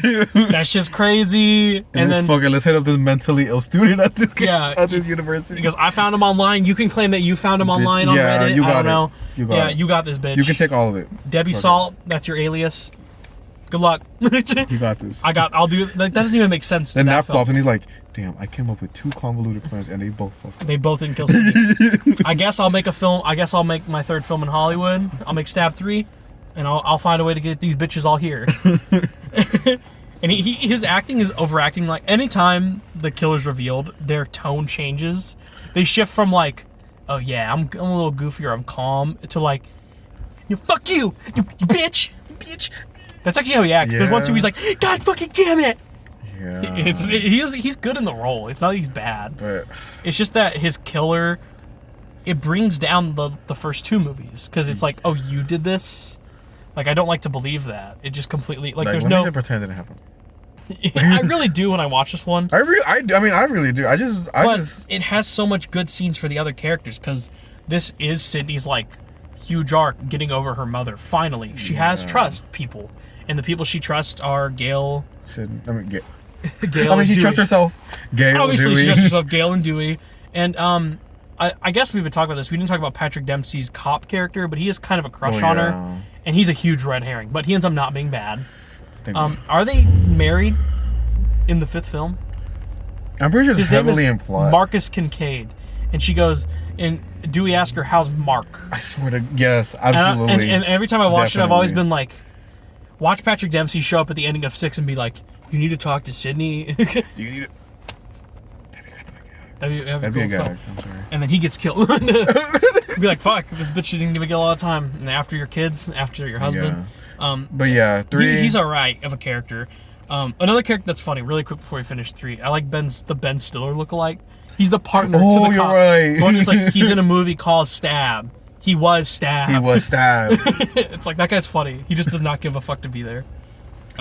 Yeah, Scream 3 is funny. It's really funny. And it has a really good message about the Hollywood industry and before the Me Too movement. So respect to that. Besides Again, head of the curve. it is. Yeah, they always are. They're always ahead of the curve. It's just kind of a mess. A very fun mess. And I do enjoy it. When I watched it with Noah hated this one. I'm sorry, but other horror franchises wish that their weakest movie was like this. Yeah, I think this film is the weakest Scream film, and it's still better than any Leprechaun. The bar is so low, but yeah. To be fair, the bar is extremely low. Bar is in hell, but Here's what I'll say. This film's worst sequel is better than most Friday. Halloween's best sequel. No, I'm kidding. Maybe for me, honestly. The only Halloween I might like more than this movie is Halloween 2018, and I'm not even kidding. I like Scream 3 quite a lot. You might have differences in that, but I really... I was apart from 2018. I don't know what other Halloween I like more than 3. Oh, you actually like... You don't like Kills or Ends more than this movie? I think this is more fun, hands down. I could easily put this on before I put those on. I think I would only like the original in 2018 Yeah. more than this one. I do still. Actually- I still like Kills. Actually, defending it, I do like Halloween 3, if we consider it a Halloween film. Oh, you're right. Yeah, another 3, another weird 3. Three. The threes are always there. Nightmare on Elm Street 3 is great. That's so funny. 3s are What's really Craven? good. Oh. He didn't do that one, he but did yeah. that one. Have you seen New Nightmare? We're gonna have to watch it. It was basically Scream before Scream, and everyone plays their actors. They play themselves, returning to filming a nightmare movie. That's a gag. It's a funny meta movie. We should watch it one day. It's really good. All right, but But yeah, it's kind of like this film that we just talked about, Scream 3. I give it like a 7, 6.5. I do enjoy it. Quite a bit. Like a 6.5. 6.5, 7 for me. I give it like a 6.5. Okay, So fine. what do you? 7. So if you give it a 7, we're done. Give it a 7. I'm leaving. You're kind of Yeah. an asshole. Onwards. The GOAT, Scream, I thoroughly- Scroforum. I thoroughly enjoy 4. Scroforum? You like Scroforum? Yeah. No, 5 is cream, right? 5 cream. This is Scroforum. Yeah. This is Scroforum. Yeah, Scaforum. I thoroughly enjoy this. I'm just. I do love it. Noah thinks this might be his least favorite. He's not sure. Well, he needs to get into it. He needs to get into it I soon. told him it took me a while to really like this one. Like apart from the filter of this fucking movie that makes it look like everyone's in heaven. You mean that it looks like this? It kind of look like this right now. Imagine. Wait, hold on. I got it. Yeah. Imagine. So it No, kinda- this is actually no. This is actually a frame in Scaforum. Yeah, this is when Gail walks in. Gail walking in. Hi, Sydney. I need to change this back. Sorry. It's more like this. Hey, Sydney. Sydney. Gail, it's so good to see you. I know. Courtney Cox every time on screen. Your fucking white ass face. Okay, but yeah. If you know the scene of- Did she have the Botox hair in this? I think she had a little done. It's definitely pretty aggressive in 5. And 5 cream. In 5 cream, not Okay, Scroforum. but Scaforum. This was released in 2011, so I think 2000 is when the third one came out. So this is 11 years later. And then 11 years later to the next one. And only 1 year later till this one. But yeah, Scaforum. I really like this one. Yeah. I like a lot about it. Maybe too much. Other than the filter. Other than how fucking I mean, absolutely mainly, ugly it looks. sometimes I just fucking laugh. I'm like, why are these bitches? It's- Why are these angelic beings on my screen right now? It's really the most effective it is. Dude, anytime like a light of a car like headlights are on. It's like fucking Like, blaring. like, you know when it's like when your glasses are like this and you can't see shit and everything is like puffy. That's what the whole movie looks like. It might be. I mean, kind of spoiler. Like You at the clean end, my glasses. at the end, they're like in a hospital. When they're in the hospital bed, it literally looks like they're dead. It looks like they're in heaven. Yeah, because it looks like this like angelic light is always fading on them. Everything is so grain. It almost looks grainy how blue the shine of it is. Okay. It's like if we like filmed this whole review through like that color of blue. That's what the hospital scene looks like. Okay, but the movie cast, Great. great cast. I think it's the best. I guess it is really the best since the original.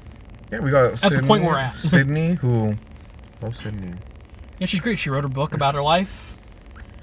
Gail is having trouble writing a book, whether it be fiction or real life. She just does not have that ability anymore. Yeah. So there's a jealousy thing going on with her and Gail. Yeah, and then Dewey. Or Sydney and Gail. Dewey's chilling. Oh, he's the sheriff. Yeah, he's a sheriff, and he has a little deputy. Is it a deputy? Yeah, he has a love triangle. Not a love triangle, but she has a crush on him for yeah, sure. this blonde deputy who. Deputy Judy. She's so cute. I love Judy. Is she the lemon squares? Yeah, the lemon squares. When she's That's like her bit. I love it. That's really all she's known for. The lemon square girl. The lemon square girl. She's great. She's actually really good in this. She's so cute. I love her in this. She really does. You're not cheating on your wife if you eat my lemon squares. Like I was like, sometimes she reminds me of like doing the first one. It's just she's just so. No, she is goofy. She has that. She's I think just- that's like what she's yeah. supposed to be, is reflect him. Which I love. And she has a crush on him. And Gail's like, yeah, I'm with him. Fuck off. Yeah. And then, she always bullies her for it. Yeah, and then we also get introduced to Sydney's cousin. Is it her cousin, right? Jill. Yes, Jill's her cousin. Your Emma cousin Roberts. Jill, and then her friends. Hayden Panettiere. Kirby is so fucking Kirby. cool. Kirby. I don't know the actress she plays. No. Okay, I'm literally only saying that because because she. But No, she's great. No, does she remember because she kisses Charlie? oh yeah, you're right. She has a crush on Charlie. Actually, she just never acknowledged you're right. it. Kirby. We'll get to that. She's awesome. Olivia, I don't even know the actress who plays her. She's fine. She just she has nothing to do. Yeah. Yeah, Olivia's there. Yeah.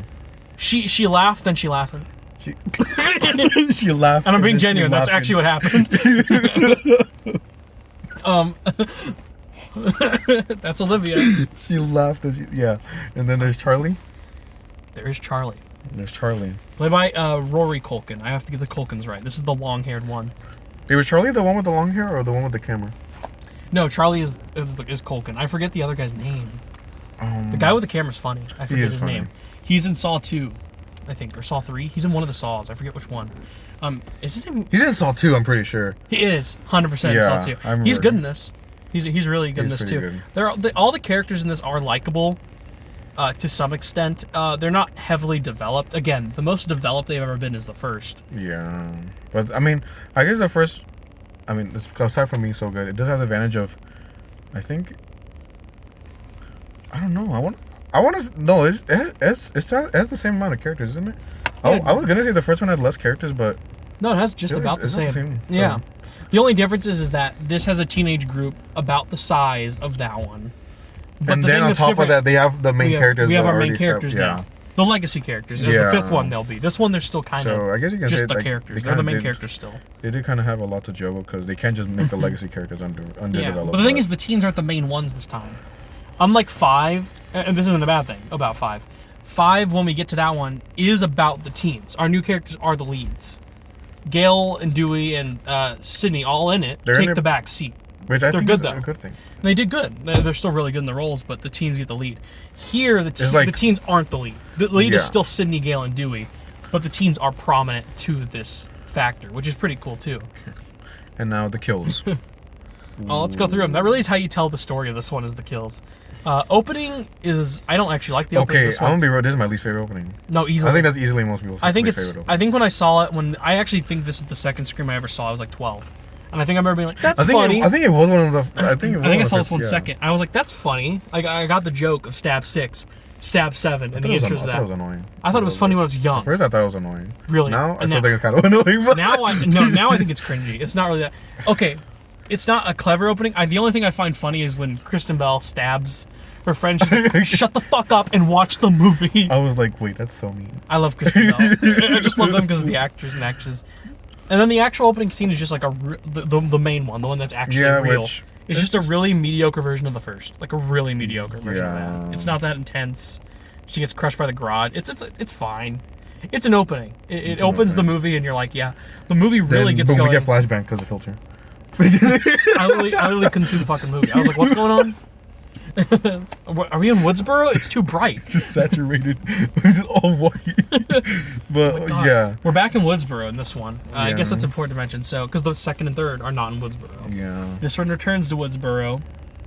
And, Shanice's on her book tour, isn't she? yeah, this is her final stop on the book tour. Yeah, her in final Woodsboro. stop on the book tour, and I actually should acknowledge, I love Allison Brie, her manager, her PR, yeah, her PR, Dave Franco's wife. You know her from Yeah, other stuff. yeah. She's in a lot of stuff. But- She's really funny in this. Yeah, but then Sydney can't leave because they find in her the trunk of the her trunk car, of her rental. trunk of her rental. They find some real weird Tons of shit. blood, her book, book. newspaper articles of her covered in blood with a knife, and everyone's like freaking out, and they're like, "Holy shit! There's a killer back in Woodsboro."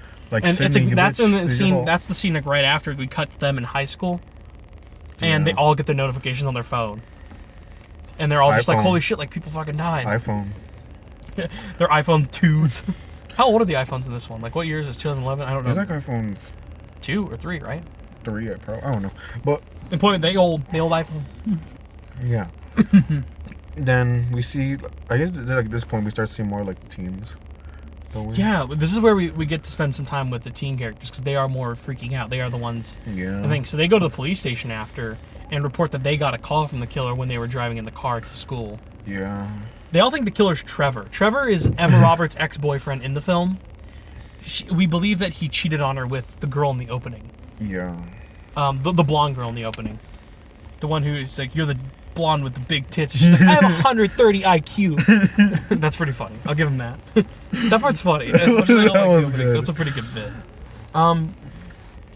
But we do spend more time with the teens, and that is a fun time to have with them because they need at least a little development. We especially spend time with Kirby and Jill.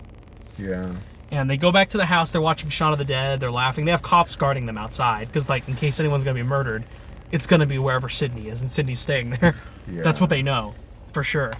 The cops are funny too, like awful people in a way. But I love Anthony Anderson and Adam Brody as the cops. Wait, isn't this probably for what we're about to talk about? Isn't this where the cop gets like that really fucking sick kill, like with the He head? gets it in the second night time. This Okay. kill is Olivia's kill, which Yeah, is yeah. also brutal. Oh my! She gets The kills in fucking- this movie. Ooh, I'd gag. they're pretty violent. They are pretty. And Olivia's kill, Jesus. That entire sequence is really cool. But then we get to like her room. Well, because it said the call comes in and you're like, I'm in your closet. And it's like, well, I didn't say it was in your closet. The gag. Bitch was like, Gag. trolled. I'm in the. Gagged, trolled. Yeah, Oh my God. Olivia's like in her bra, just barely getting dressed. And you see her getting slashed, but you don't really see like her in pain. You just see blood splatter on that room. Once Sydney runs across the street to go help her, that room is fucking looking like Terrifier 2, as Mark said. Literally, yeah. Okay, it's not as brutal as Nowhere that near scene, brutal, but and nowhere near. still. But the room is covered to that And extent. then it shows like her in her bed with just. And Sydney backs up and gets attacked by Ghostface, and that's when Jill actually shows up first, and she gets her arm slashed. Red herring. Anytime a bitch gets their arm slashed, I know it's you. Red herring. It happens in every film. It does. 2, 3, and 4 all have someone getting their like arm cut. And 5, the Richie, doesn't he? That's where he gets. Oh the my arm God, cut. you're right, bitch. We're gonna watch Scream 6. Like, Someone's we're gonna get the arm and be like, oh, Bitch. Leonardo DiCaprio once upon a time in Hollywood. Oh, right there. It's you. You're the killer. Yeah, Jill gets her arm cut. And she's like, Olivia called you the angel of death. Like she's like trying to tell her like, anytime you come around people fucking die. It's your fault, Sydney. Trying to make her feel bad. Throughout this, we get to the hospital. Yeah. And the hospital scene is because Jill's like arm. It's like a minor, like the arm injury, and other things happening. She fires Allison Brie. Allison Brie gets killed, and the dude the garage kill is so intense. It's like it's a good chase, and when she turns around and he runs up to her, he like stands like right up to her, like intimately, and she like dies. She like just falls down and loses her breath, and it's like not much blood, but it's brutal. And I really do like the kills in this one. yeah, I do. They're not my favorites all around, but it's good. They're pretty solid, and 5 probably has my favorite kills for most of them. we will discuss. She gets thrown off the balcony while Dewey's giving like a speech. Dude, Dewey's speech is so funny. Like the whenever he's like talking to everyone and trying to say like, everything's okay, and he where it's like, oh yes, who could I talk to? And it's like, Dewey, Gail, because Gail's trying to get back into her reporting gimmick, and she's like, do you have any comment on this? And he's like, not right now, in front of literally everyone. Dewey's so goofy, dude. Every fucking time. And he's like, we're figuring out everything's good. Right then the body starts falling. Everyone's like, oh shit! You see Allison Brie just fucking splatter on top of this news car.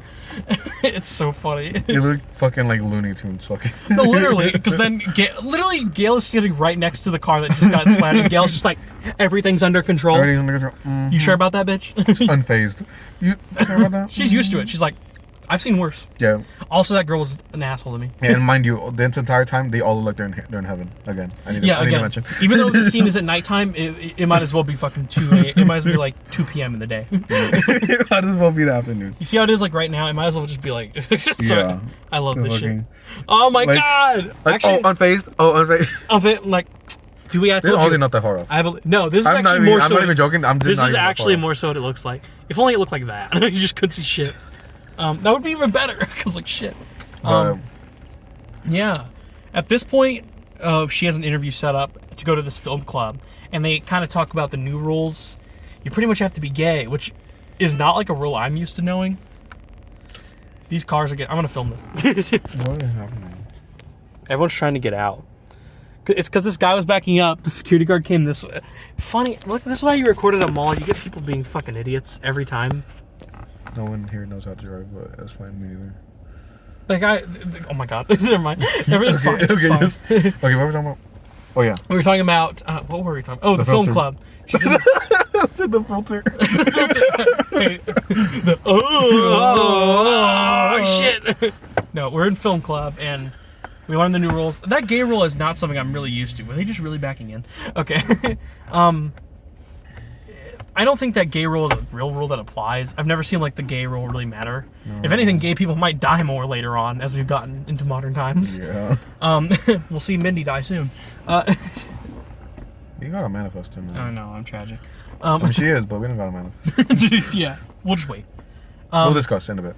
But that's they say that's like the new big rule. But also you should be filming everything so your kills. That's why he has a fucking live on. Yeah, he films everything, so it's kind of like in memory of. Yeah. He can have something to like live off of, like his legacy. Same for the kills. He's like, whatever the killer's doing, he's probably filming it all. That's a big hint that Gail's like, it's one of you two. Like, she thinks it's them. That's what she thinks her lead is that it could be one of them. And she finds out that it leads to a party, and there's like, there's Stabathon, which is where they marathon in a barn. And they marathon all these stab movies. And at this point, we're at 7, so... And that sequence also... Because Gail's the one that goes, right? Yeah, she ends up going to the party. As well as Kirby. Yeah. Kirby goes just to hang out because Emma Roberts isn't allowed to. Like, she wouldn't be allowed to leave. Yeah. And anything, she uses it to, like, fuck Sydney over. Like, kind of, like, mess with her mind a bit. But Gail does go, and she puts up cameras, and then all the cameras are turned off by Ghostface. In a really creepy, like, little sequence with them. Mm-hmm. And... you think Gail's gonna die for a minute. She gets stabbed in the shoulder. The party ends up ending because Dewey shows up and shoots the gun at Ghostface, and the whole party gets crashed. But Ghostface doesn't get hit. We just know Gail stabbed and just rushed to the hospital. And she's like, you need to go catch him. Let me tell you, Dewey doesn't do shit in this movie. Julian's gonna kill himself or something. Sorry. I'll find out. Send him that. This is a clip of this video. Oh, Julian's about to go. I hope I'm gonna upload this. I have to send it. We don't need to talk about that. I'm sorry. This is like a serious ass conversation. Always. Julie doesn't play this. Okay, but yeah. Dewey, he doesn't. Yeah, this movie, Dewey. Once again, he is kind of useless. He does kill Roman in the third. We didn't really talk about that, but he does. He does shoot him in the head after fucking 12 shots to the chest. And he's still shooting like, what is it, Sydney? You have to shoot him in the head. Oh yeah. It's so stupid. I mean, it's true. Yeah. Dewey doesn't know any better. He's a goofball. But yeah, and then after that barn scene, isn't there a sequence where Jill's mom dies? Oh my god, she looks so creepy. Her eyes in that scene are like. Yes. She gets stabbed through the back. This is when the cops die. This is when the cops die as well. Yeah. Which, oh my god, that. He goes investigating and he sees a window open. It's a Jill's window, and then he goes back to the cop car because when he tries to talk to him on the radio, the cop's not answering. And Anthony Anderson's like faking his death, and he's like, "Oh, I'm just fucking with you." And then that's when Adam Brody gets stabbed in the back, and then you just hear Anthony Anderson go, "What the fuck?" The knife goes deep into his head. You see it fully go, and you just see him trying to hold the blood in. And you can just tell, like, Anthony Anderson's, like, trying to, like... that part, he's just, like... He's walking and swinging his arms everywhere. Oh, my God. And Ghostface is just turning his head watching, like, look what I've created. Look what I fucking... Look, I ate that. I did that shit. I ate that. But, oh, my it's God. It's a brutal kill. It's a lot of blood, and it's based on a true story, I believe, of a cop who, like, did get stabbed in the head and, like, actually just managed to try and walk it off. Like, nothing had happened, and, yeah. He says fuck Bruce Willis because Bruce Willis is like the cop that survives every movie. That's a funny line. But yeah, the mom also dies. Jill's mom. And it's almost certain. In the commentary, Emma Roberts says that she believes that she made Charlie do it, like to her heart. Charlie was at the party, so we know as a fact Jill killed her fucking mother. And that's why she escaped out the window as well. Yeah. So she could set this up, not make anyone think it was her, think that she left to go to the party, but really she did this, then went to the party. Yeah. And she's there with Kirby and everyone when we get there. And the after party's at Kirby's house. And Charlie's like, holy shit, they canceled my marathon. Like, I'm fucked. And the other guy who filmed it all on camera is like, we're screwed. We're going to get in trouble for this. Like, just because we set this up and now someone got stabbed at our actual party. Yeah. And Charlie's like, fuck this. We're watching Stab 7. Everyone's drunk. He's like, I gotta watch it. So no one ruins my party.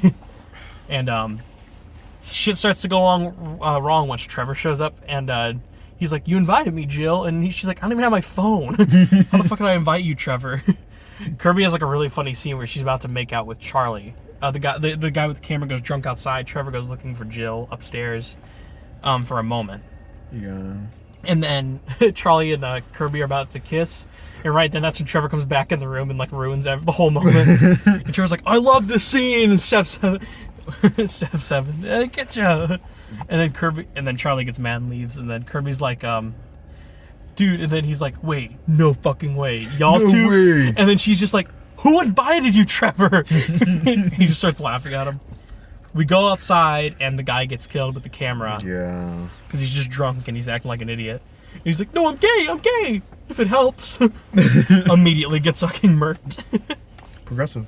He was gay. Yeah. Ghostface don't give a shit. Right.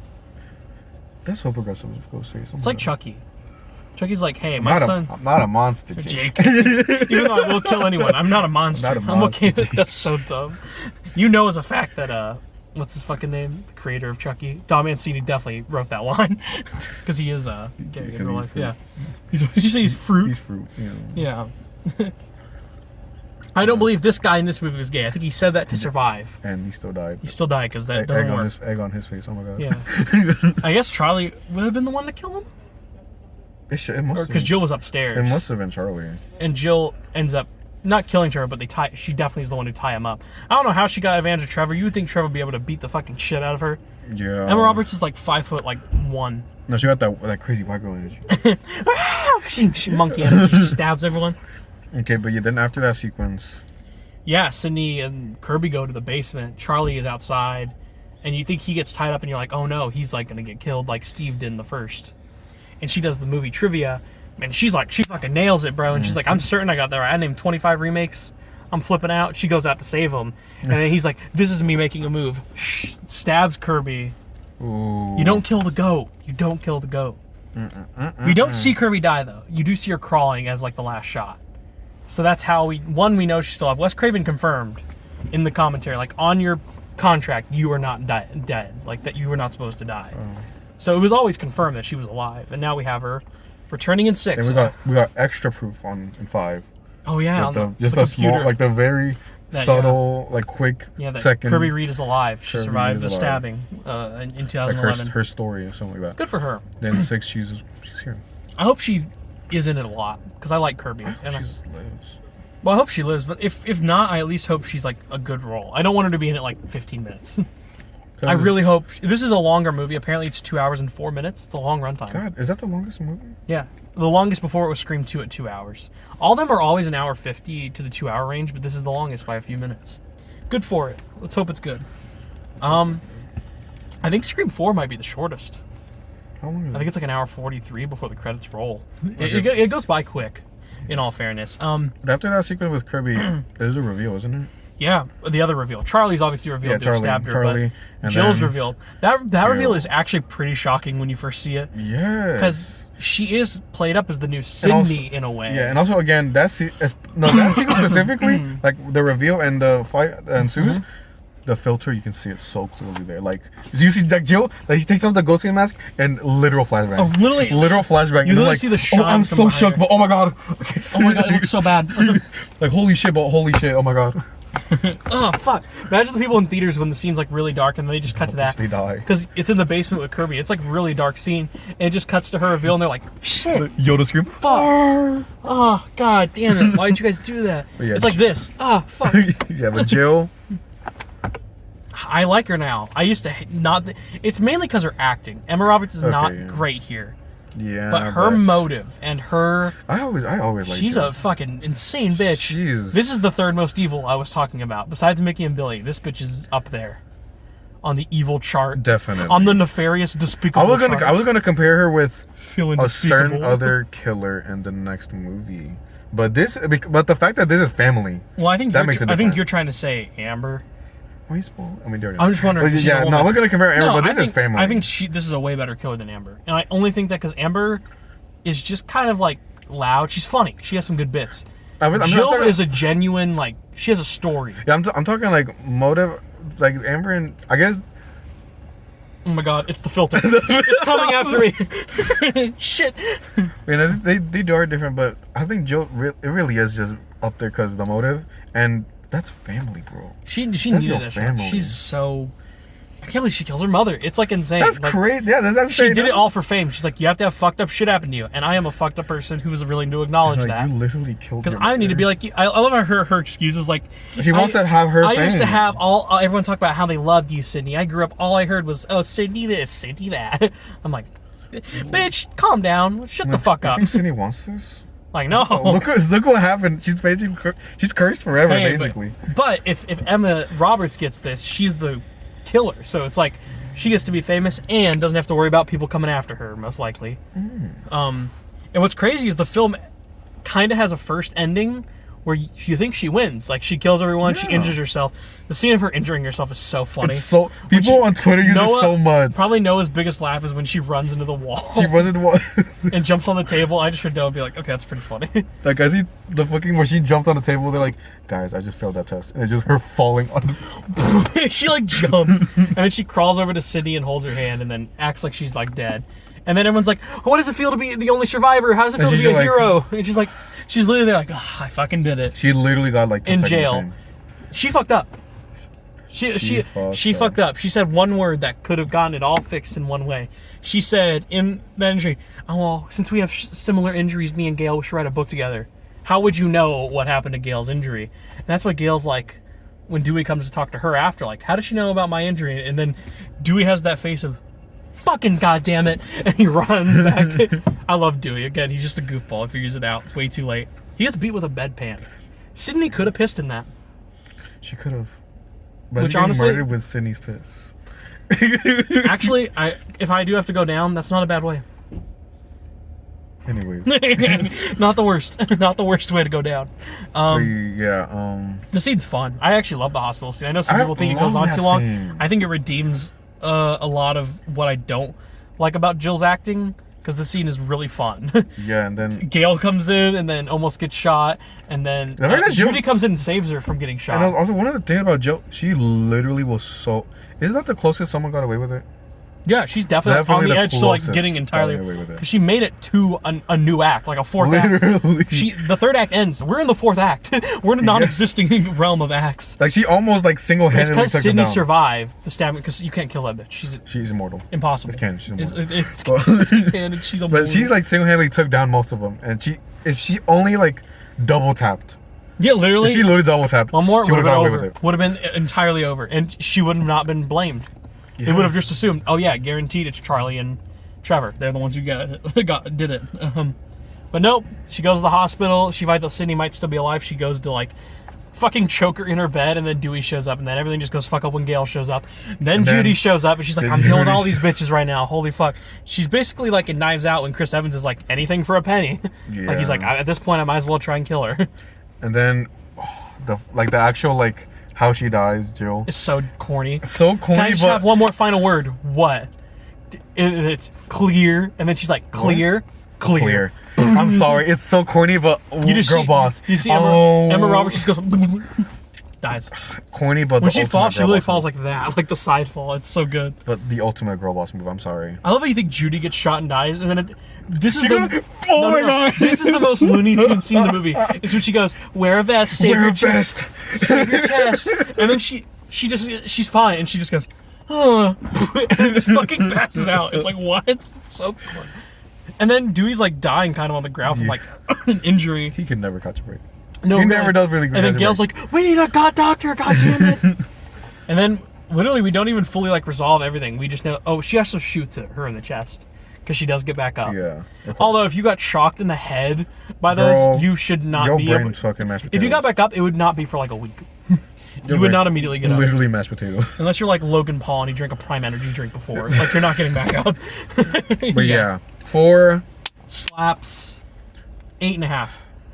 That's exactly what I was gonna say. 8.5. Yeah. Great film. I really I do thoroughly love. enjoyed I it. really love 4, and I think I came around to it way more recently. I do think it has a little bit of pacing issues. Just at times, it's not the most fun, but it's cool. I love the corniness of it. Yeah. All right. All right, we're at the ending. No. The ending. We're already at like almost 2 hours.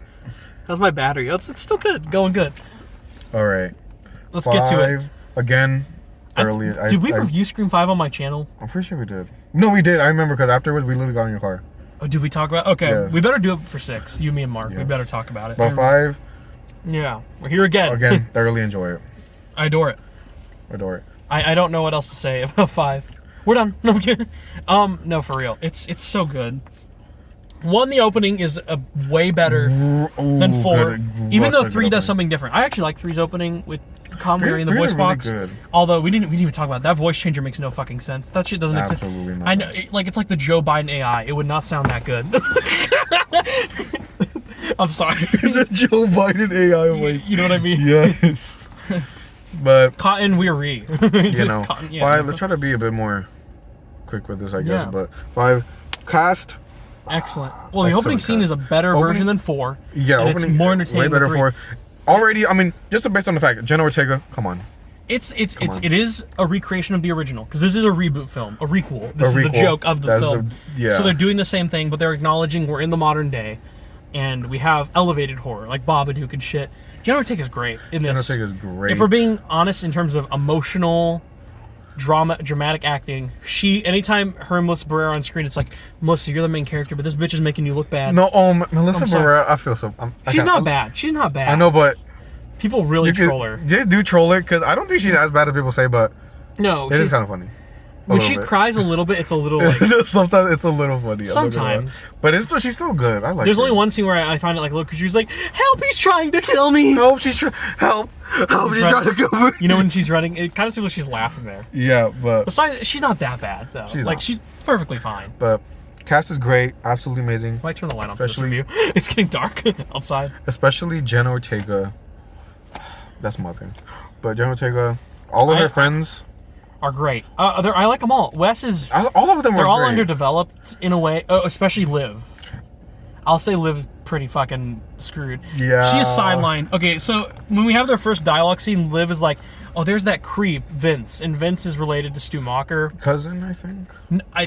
It's a lot. So Leslie Macher, Stu's sister, is his mom. Nephew.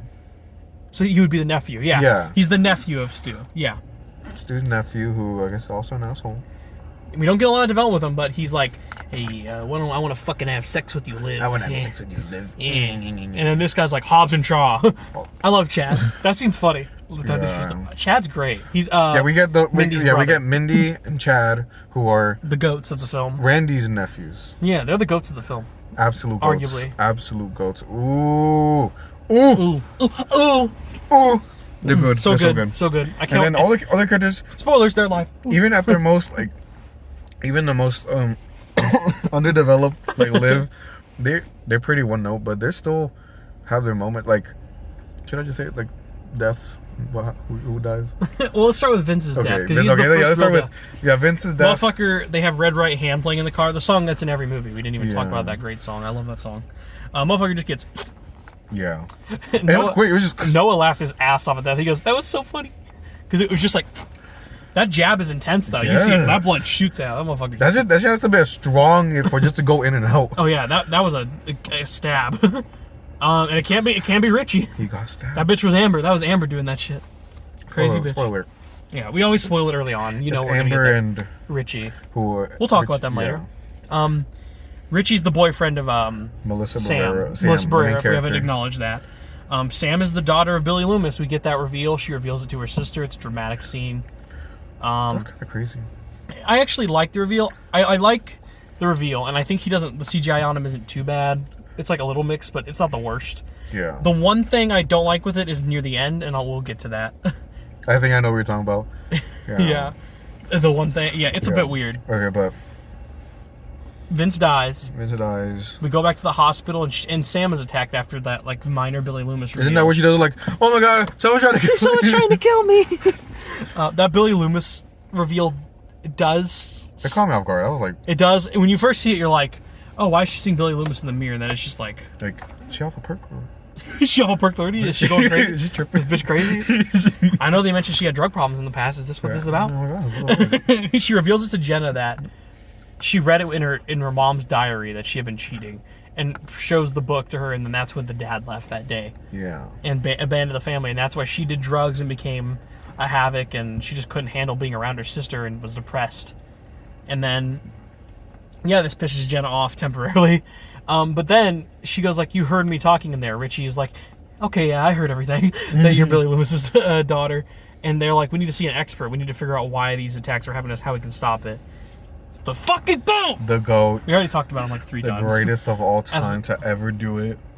Dewey. Dewey does it. Dewey does it. They go to he's a drunk now. redneck trailer park.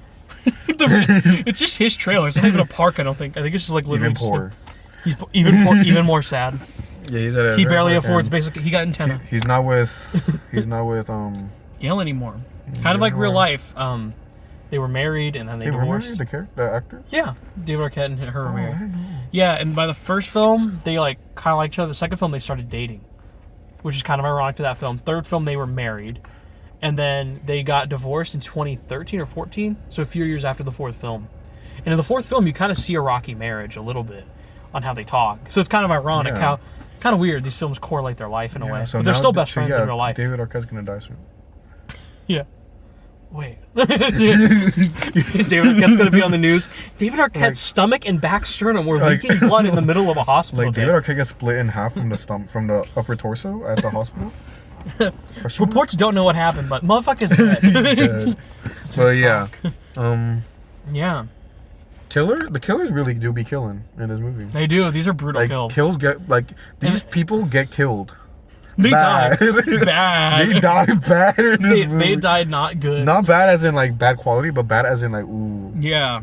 The filter's gone. We didn't even talk Filter's about gone. They're back in the normal realm. Yeah, they didn't go into like, they weren't like in purgatory. They're not ascending. You know in Deathly Hallows Part 1 when he's like in purgatory? They're not there. They're not there. They don't, yeah. They're back, they're kind of like where we are if you like got rid of these like reflected lights. Yeah.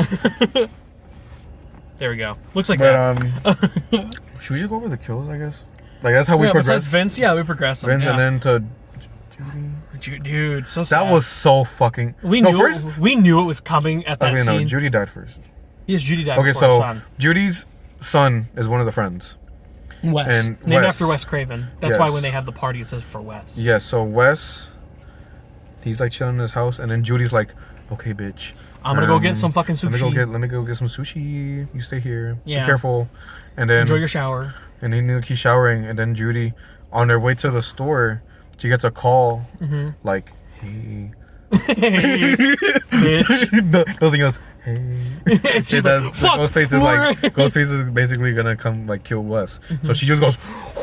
She almost hits a guy. She rushes fast. She just goes fast as fuck. Actually, we skipped a really good line really quick. Where he's like, "What's your favorite scary movie?" I prefer animated films and musicals. I prefer animated films and musicals. I love her. And then it cuts between her speeding back home and then Wes getting out of the shower. Like in the shower. Yeah, every time. As soon as like he's like done with the shower on that edge, she's running into the house. Ooh. He steps out from behind the bush and fucking shanks her.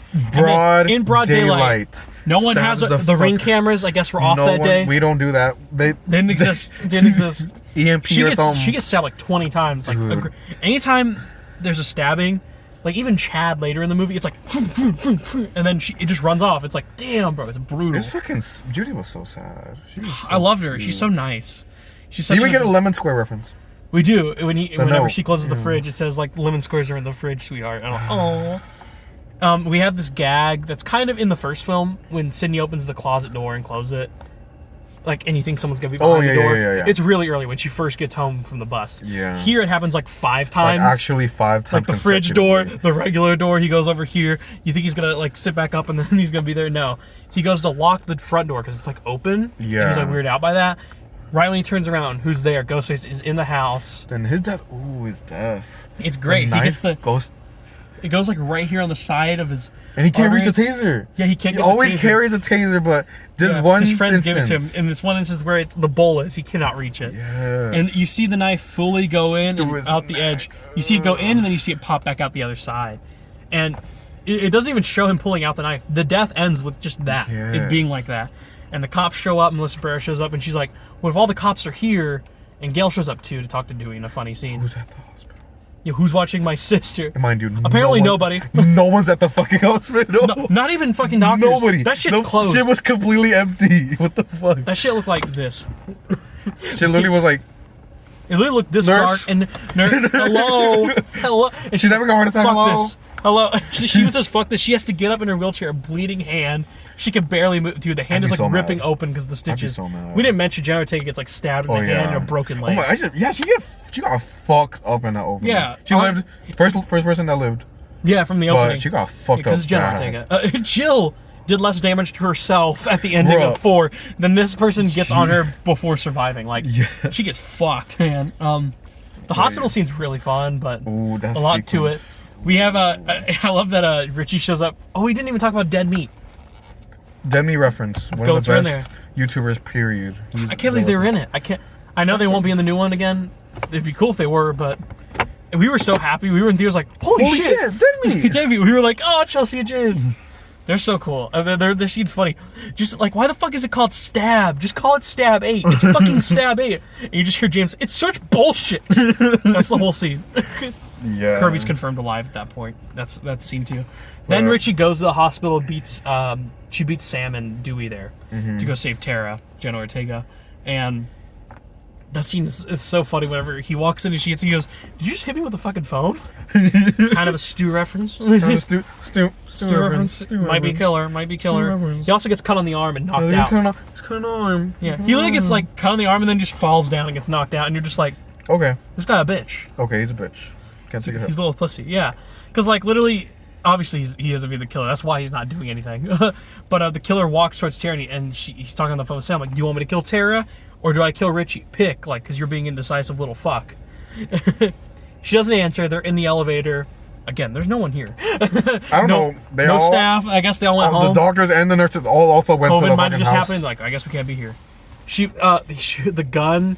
Dewey shoots at him, and then so the Ghostface runs away and then tackles him again. But then Dewey gets the advantage and shoots him like 4 times in the chest. They're all about to leave, and Dewey's like, "Wait, you gotta shoot him in the head." Dewey goes back and leaves everyone there. And it's a badass sequence of him walking. The music score is great. And reloading. Yeah, and then as soon as it's like, dun, dun, ring, ring, ring, ring, Gail's calling. And then in the end, Gail's call distracts him, wakes up the killer, and gets him killed. And it's fucking tragic. That was fucking... Ooh. Oh, that's so sad. We knew it was coming. We were literally in the theater like... We were like, oh, we already know. Yeah, I hope Gail lives. He's so dead. He's so fucked. He's so fucking dead. We knew us with Mindy in this next movie. Us and Mindy. Mindy's gonna live. We're gonna get to that one scene where she's gonna do something like really cool, like, it's over. So she's dead. She's gonna get a call from her gay lover. Her gay lover. Her Frankie? Was that her name? I think. The one who was out at the... Never mind, we'll get to it later. Yeah. The one at the couch. Dewey dies. Unfortunately. At this point, it's a cool back. line. He splits him and he's like, it's been an honor. And Oh, yeah. Kicks Well, I also love whenever he's like, not today, and that's when he shoots him in the chest, and then the killer's first line is, yes, today, and then slits him up, and you just see all his guts fall out, the blood everywhere. Oh, my God. Right on the phone of Gail, and it's their real marriage photo in real life.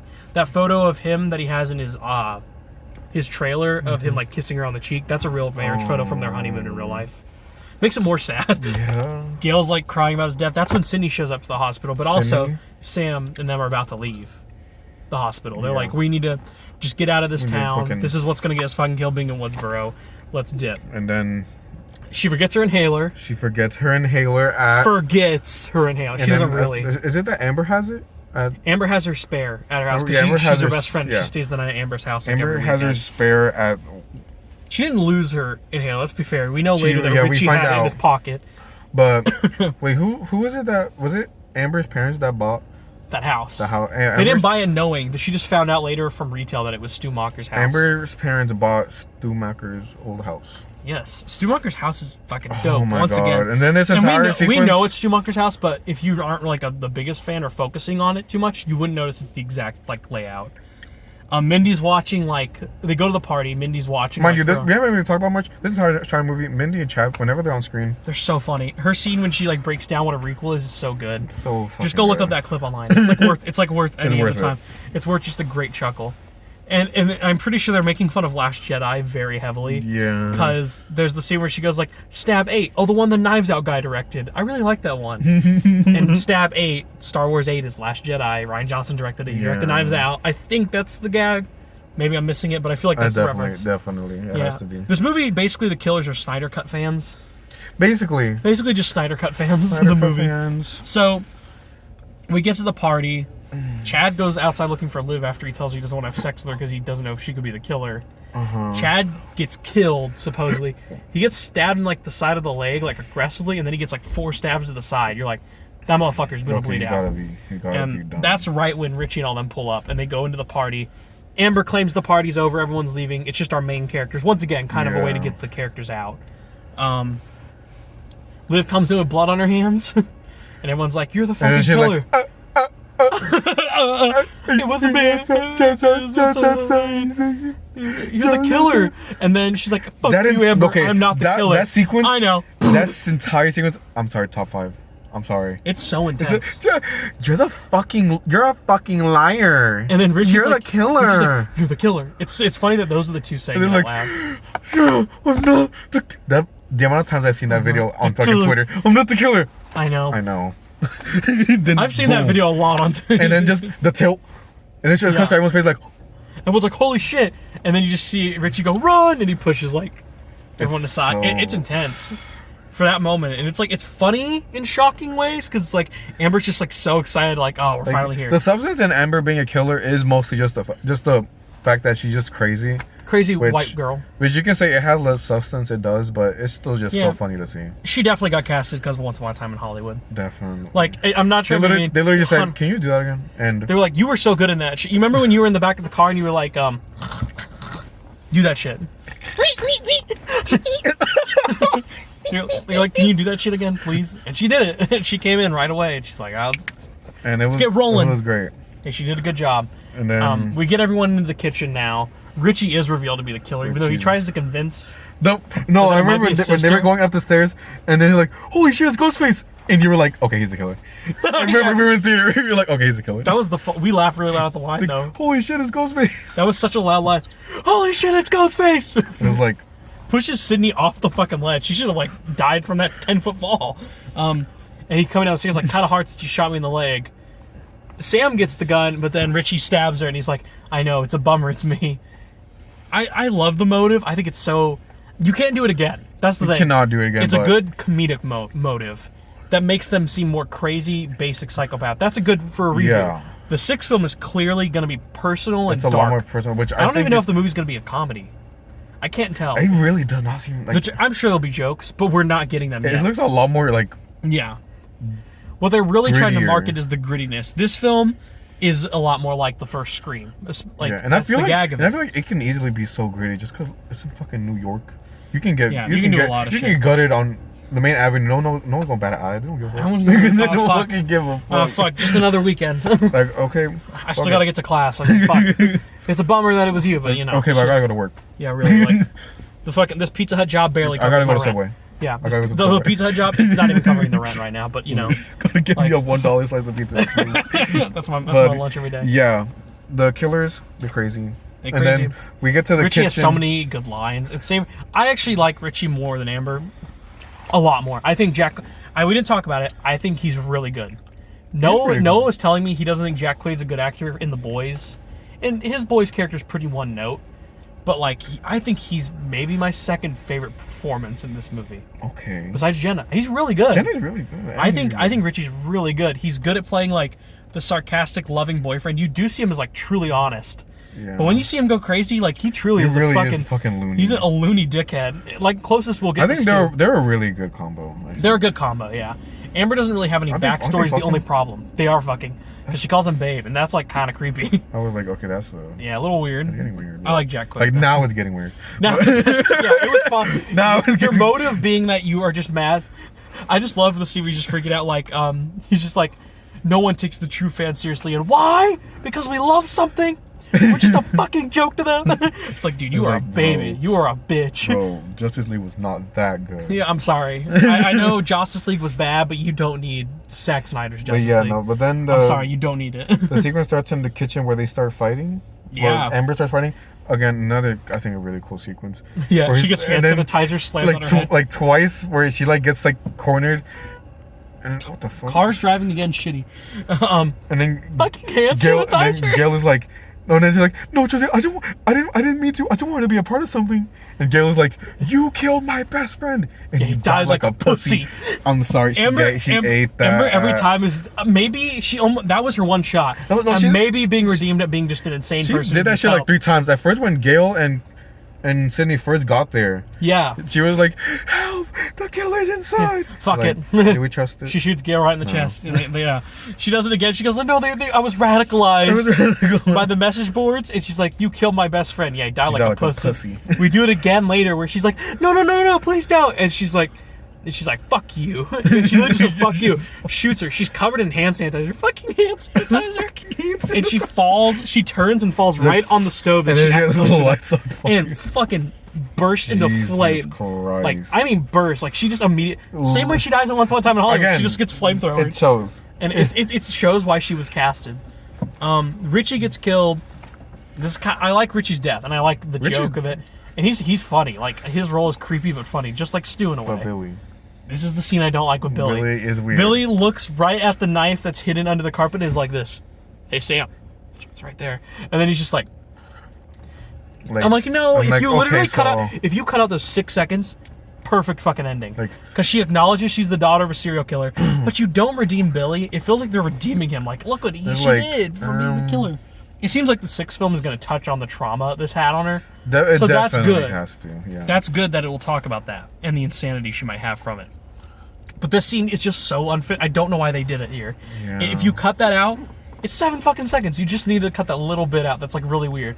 But she stabs him through the jaw, like the mouth. Yeah. Then she gets at least 30 stabbings in the chest, slits his throat, and shoots him in the fucking head. He dies the most big They're death. pretty. Yeah. Like honestly, like, bitch, you could have done 3 stabs in the chest. He would have bled out in like 5 minutes. No, she's like, bitch, I want you to suffer. Why She's you like- why you fucking her?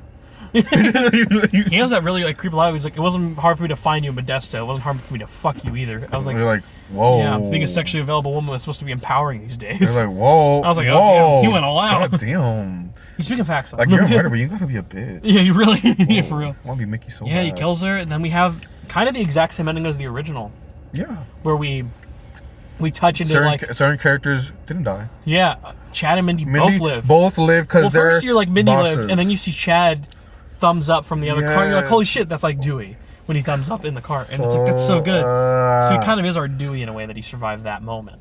Yeah, and then. And Mindy, I'm so happy they're in the next one. I can't wait to see them. I hope then they have. oh yeah, and something then while they were still doing that, fucking Amber comes back, but Tara finishes it all. Oh, that's right. Yeah, And it's she's just like, first of all, Amber's like eyeballs gouged Literally out. fucking- Her whole face is melted. She's bleeding from like her chest, and she just comes in hopping on one foot.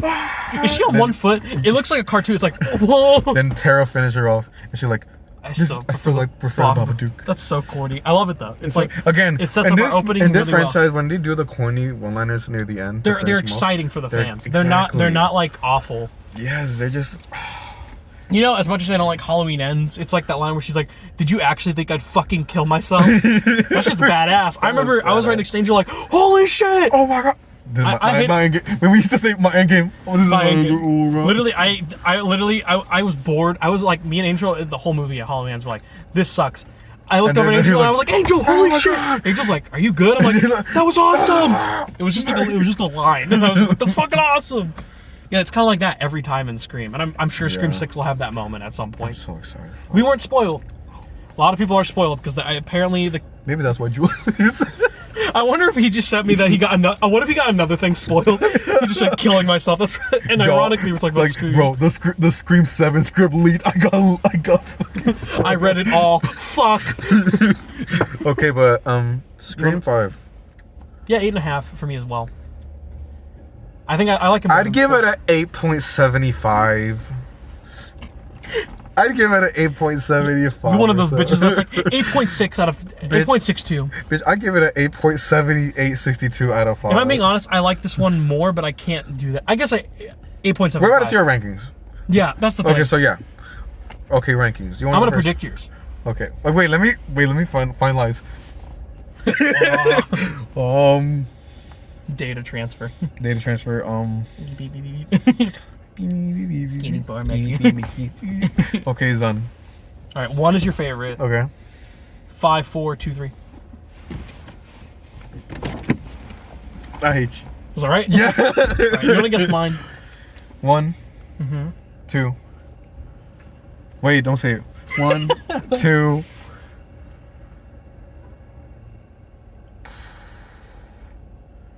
Shut up. 1, 2. 5, 4, 3. Okay, you ready? What? Is 1. Obviously, it's like fucking. No, you're like 3. Maybe potentially my favorite all-time movie. 3. Like now. 3. Yeah. 1, 5, 4, 2, 3. We have the same ranking. My ranking completely changed in like the past year because I've been watching them so much, and I think like here's the thing: 2 and 4 are like nearly equal My level ranking for changed me. in like the last 30 minutes. Really? I remember I really did like 4. Yeah, I like them all. Like I really- yeah. Here's what I'll say: it's like 1 pretty decent gap, 5 through 2, 3. Wait, 2, 4, and 5, and like 3 is like they're all like on their own levels, but then none of them are bad. That's like the thing. Yeah. I could marathon them, and I'd be like, that was a great marathon. Yeah. Let's hope 6 at least is I really. at least better than 3. If it's better than 3 at minimum, we're gonna have like a still good franchise. That's what I'm saying. They cannot drop the ball. What would be like at your all. killer ranking? Like you don't have to fully Ooh. finalize it, but when I thought about it, Personal favorite, or just I think is genuinely the best. like 1 to like bottom out of the 9 killers. Like If- that if I personally like, or like I prefer. I think it's kind of a combo because I feel like the best is Combo. also like that's a combo. I feel like personal best kind of